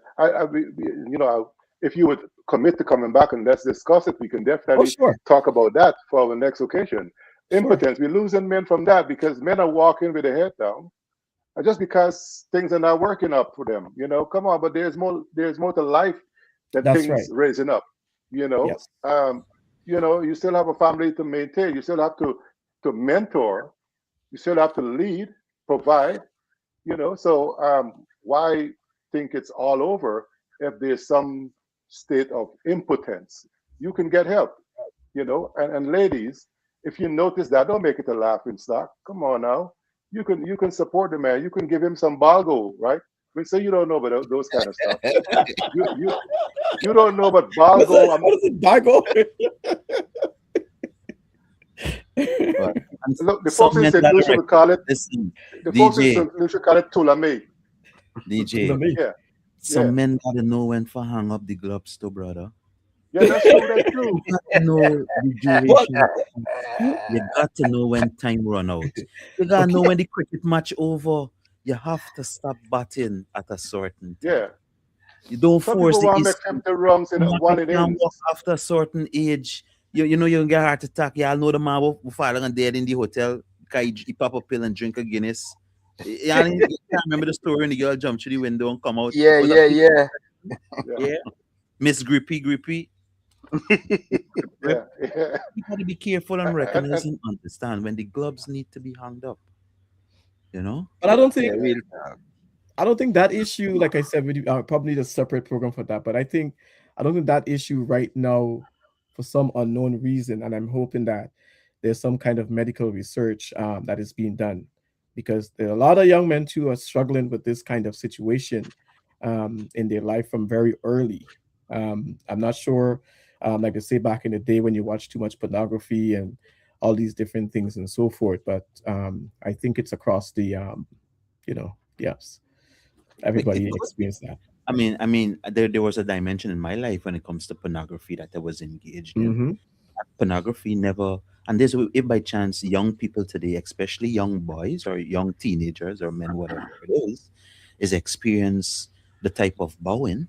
Is it Mhm. something that is happening from a genetics perspective, or is a little bit more psychological in nature too as well? That's I right. know a lot of men, sometimes I anticipate going somewhere with a particular woman, and the moment you go and you bust down this woman, maybe a foul scent was there or Something something. turns you off. Yeah. And right away, you get change off right away. And don't care who you think, how good your imagination is, your body turns. We ain't doing this. We That's are it. not doing this. And it brings us a level of embarrassment too as well. Yes. And you have to go on and try to see how best you could rehash this situation. But is it more psychological in nature, or there's a lot of men out there that is physically and genetically, something is wrong, or there's a problem from that perspective or vantage point? There's a woman that did she did an interview with this guy in the UK. He's very popular. And she was talking about that. And she spoke about the importance of preparation for that kind of situation if you're going to have sex and all this kind of embarrassment. But then she realized that she had to work with her husband to bring him up to par, because he probably thought that, okay, we just get in the room, get into bed, and things are going to happen and so forth. But it didn't happen. But it's a very good interview that he did. She talked about so many different things that can, that can create that kind of situation, and some of the remedies and things that you can do. But this is a topic, like I said, it's probably something that you can do on a separate show, because it's a lot can come out of this. A in this lot conversation. indeed. It's Yes. kind of embarrassing to it. And another aspect that is within that same bracket too. I mean, how do you tell your male friend, yo, I'm with the roll around, spray a little perfume, bro. You scent Hygiene. big, you Proper scent high. hygiene. You gotta go to the doctor, but how do you engage your other comrade and Yeah, have that's these, that's a big because you light up the whole room and we's friends. I mean, come on, man. What we doing? It's like How one of my friends says the cologne the person uses Snow White and the seven dwarf, but one of the dwarf died. Snow White and the seven dwarfs. So, yeah, proper hygiene is Yes. very important, And Yes. that's a good question, Drayton. How do you address that? Because it's not easy getting that smell someone light up the room, or someone come and give you a hug, and when they give you a hug, man, it's like you almost choke because the smell, I don't know That person it's needs like some even bitters. over here, bitters. Well, Yeah, the they need question some is, lemon. They Yeah, but need how do you to rub tell them? some. how How do do you tell you them they deal with need it? it? How How do do How you do you you, tell? How do yeah, you say well, tell? something if your friend? we're mentoring, so let's find a way. Yes. How? Yes. There is okay. Let me give you a little scenario. What happened? I was at the barber shop, and then the guys told me how they handle it because they said there's a young man that comes into the barber shop, and that young man, he always smells a little bit, um, you know, scent that is not normal, right? Frowsy. And yes, and then they had to address the issue because when he comes into the barbershop, it affects everyone in the barbershop, much less the barber that has to cut his hair, right? So they had to address it, and they told him, if you come in here again smelling like this, we're not going to cut your hair, okay? Um, I feel, I feel as men, I think we have buddies, and I feel that sometimes, we can we can have that conversation. I have a friend who probably experienced the same thing, and I had to say it just the other day, and I said, "Well, I use another scenario, which is giving you the information that you need. I may not directly say it to this person, but I gave him a scenario, and I said, "Well, I don't appreciate that because I come into the car and everybody's smelling like this and so forth." And I said, there's some things that you can do. So I feel I feel in a Guyana situation, you might want to be careful. There might be some way in which getting that information over. Yeah, but Yeah, I think all we men gotta panel find ways. today. We got to find ways, but also not just health, man. Do we have this conversation or a young man? How do you approach a young lady? How do you, get a number? What's the conversation with a lady? Do you open doors? I mean, what's your mannerism?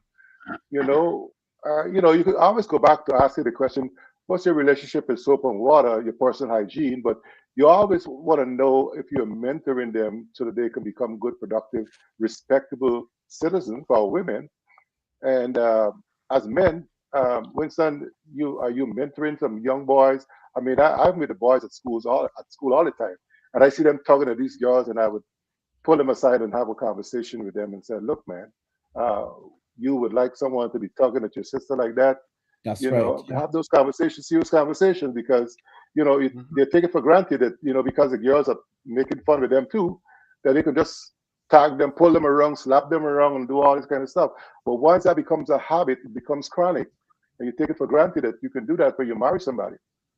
Dogs, dogs, dogs, dogs, dogs. I think it started in home. Like I remember my first underarm years ago. I used to be at the Bacchus L Center. My mom niece was in charge, and she gave me.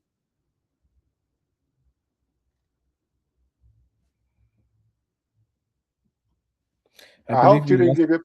I Yes. And hope she didn't give you frozen food, man. You got no, frozen yourself. Come. I got frozen just now. Yeah, maybe the blackout affect me a little bit. Yeah, but when she gave me the underarm deodorant, it's like I I was a teenager, and that was the first time I ever remember taking a smell. Because when I get home, right, it dawned on me, wonder why she gave me this, and that was my first underarm deodorant. And like, you got kids, you have to teach them proper hygiene. And if you go out on the streets now, back in the days, there was a teacher at Golden Grove Secondary School. Her name was Mrs. Barlow. Listen, she was one of the best. I wasn't at Golden Grove It's a Secondary School, Victoria but I Village. know Yes. I heard about her. And listen to me. Yes. One of the things, most young girls that came out under her, they know. She taught them a proper hygiene. And one of the things, none of us as young men could have ride a bicycle beside a young lady and you riding and she walking. That young lady will tell you, listen, you got to get the hell off of that bike and push the bike on that side and you walk next to her. Those are the things that Miss Barlow used to teach. And even though we weren't at that school, our teaching came out on the street because you as a boy, young boy, you get your little bicycle, you're going to tackle a young lady. Yeah. Say, Barnes, who you think you're talking to? You better come off the bicycle and talk to me. And you get off. And some guys think they're mature, they're rude, they want to, yeah. Well, proper hygiene is something Yeah. that we got to really and find ways, like how Dunstan says, they say to the guy in the barbershop. But I know soft words turn away wrath, and grievous words stir up anger. And I think it's better at times like, hey, a man see me, I say, hey, brethren, can we have a talk? All right, listen, I don't want you to feel no way, but listen to me. I think, and I find a way to say to him. No, yeah, but ho, follow through All right, first. good. I This said, is, well, hey, this is the I said, breaking point. soldier, listen to me now. You gotta do something about that smell, man. What smell what you do you talking use? about, brother?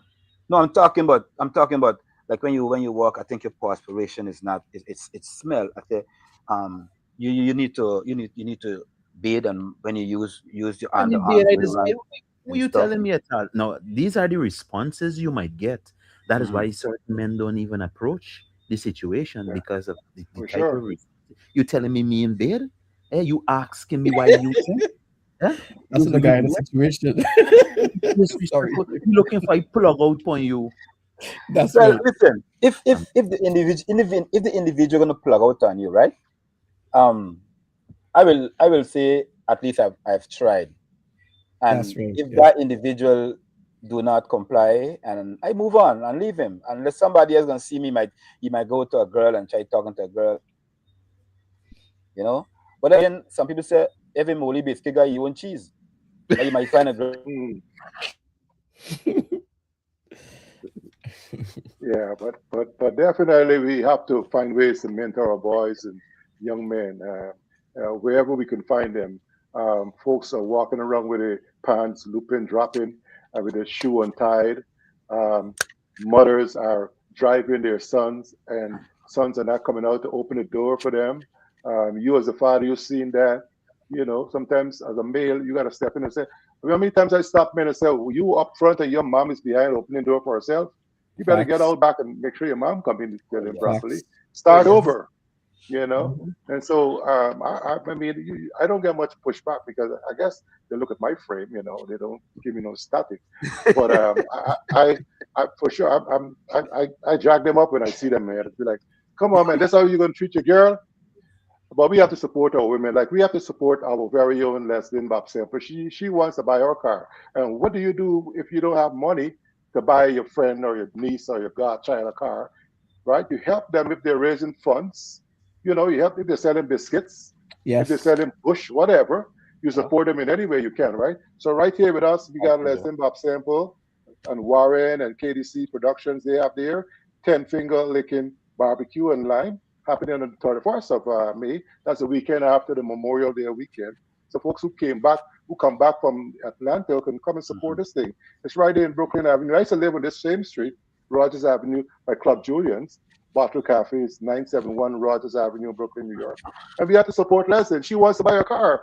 What happens when you wanted to buy a bicycle? Somebody might have supported you, right? And she's raising funds so she can buy a little. She want a car, you know. And I mean, some people, don't mind letting you know what they want to do with the funds, all right? But this is it Yeah. now. So, folks, Drayton, if you have it, man, just throw it up there. Let people know and come and support my granny, Yeah. man. Before we go, My Les need a car. Dunstan, Kendra said that it's Kendra Squires. You know as Kendra Squires. I used to go to John. She used to go there. She was a teacher, I believe, probably because there was a Kendra, teacher not also. Kendra Squires. Oh, okay. You gotta get a reunion, bro. I can't remember. Honestly, I can't remember all these children, but there was so much back in the day, and And they're gonna yeah, tear man, you it up was in the really good comment times. section. Yes, it was really good time. Gentlemen, we were expecting a guest to come on in and talk about her event coming up here, and she is a well-known social media influencer, Melly Mel. She has this thing coming up with Jermaine, Eldorado Pink and Bougie, the official Soca brunch gala experience on June 21st. And she was going to tell us about, this event happening in Brooklyn. But I'm going to throw it out there and let folks support this event also.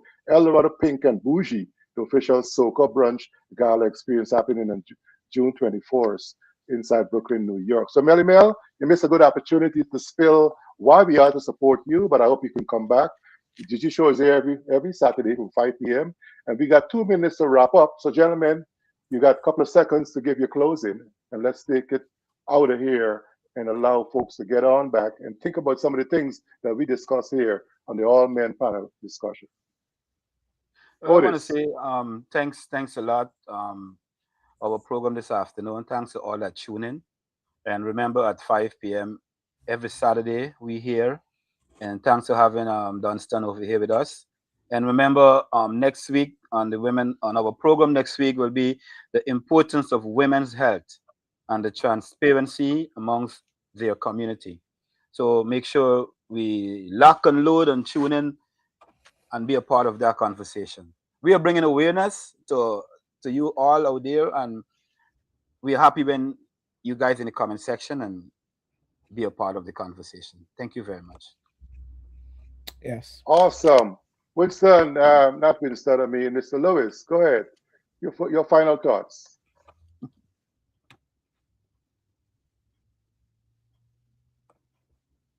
Go ahead, Dunstan. Oh, sorry. Oh, Dunstan, not Mr. Lewis. But you said Lewis, right? It's Yes, Dunstan I was Lewis. like, is there Lewis on the line? Lewis. Yes. Amidst the busy schedule, I'm still happy to be here, to be part of this discussion. I feel that there's so much that can come out of it. In respect to our community, I feel that there's a lot that is missing, especially when it comes to our beautiful country, Guyana. So I would definitely want to be a part of this again and not having all the technical difficulties, and so that we can have some more informed conversation, and also to follow up on the previous conversation that we were having there with Grayson. Yeah. So thank you. Awesome. Thank you so much for coming on in with us. Mr. Drayton, you got a few seconds to do it. What do you mean? Yes. Look, when we look at everything that we discussed today, from health to relationship to responsibilities, it all come back to one thing: awareness. I think as men, That's right. we've been taught to be strong, to provide, to ensure, but not to always to understand ourselves. So but when there's no awareness, we move through life reacting instead of leading. So let us just be conscious, let us just be careful. Real strength is not silence, it is not control, it is not escape. Real strength is accountability, it is present, and it is growth. Good night, family. This is the GG show where real conversations happen. DJ Yeah. Quinn, one quick thing before we leave. I just forgot to mention OD's 6th annual pre-Mother's Day brunch on May the 9th. Yours truly, Gigi, will be there as a guest speaker, and our book Purpose in the Storm will be also there. So please, Purpose in the Storm. guys, please come out and listen. It's a attire of green, black, and white. So get Green, those black, out. white. Yes, sir. Okay. Awesome, And we get awesome. Super Ray one-man band, DJ Tempo King, and Yonet Upu will be in the house. Thank you. That's awesome. Awesome. Thank you so much, Mr. Otis Gadd. I was saying, ladies and gentlemen, this is the GG show where real conversations happen. I'm your host, DJ Crane, and join us every third Saturday, 5 p.m. for the men panel, the live men panel. Every Wednesday, the broadcast is replayed on the station, www.wffrsunshineradio.com. But you could join us every Saturday from 5 p.m. Eastern Standard Time for the GG show on Facebook and on YouTube. And we want to say thanks to our very own founder leader, Gigi George, Idris Graswinner, the co-host, and to Kendra McKee, and to Leslie and Bob Semple, and to everyone who contributes here and there, Mr. Apostle William Harper, Pastor Newford Chase, and everyone else that support us. We are grateful for your support every way you can. So stay strong and stay wise and stay accountable, people. And meet us back here every Saturday, 5 p.m. for the GG show. DJ Crane and the panel of men is out for now. Have a good night to you all. Thank you.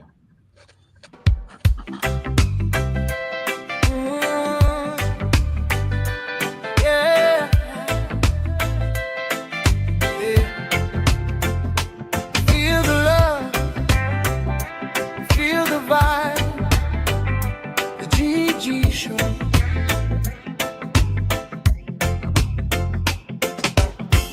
There's a place where the voices feel like home,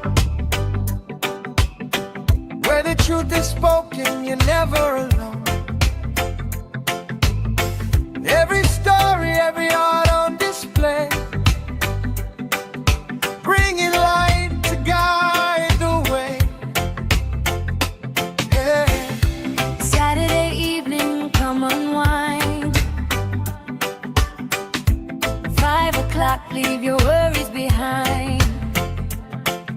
Tune in live, let your spirit flow.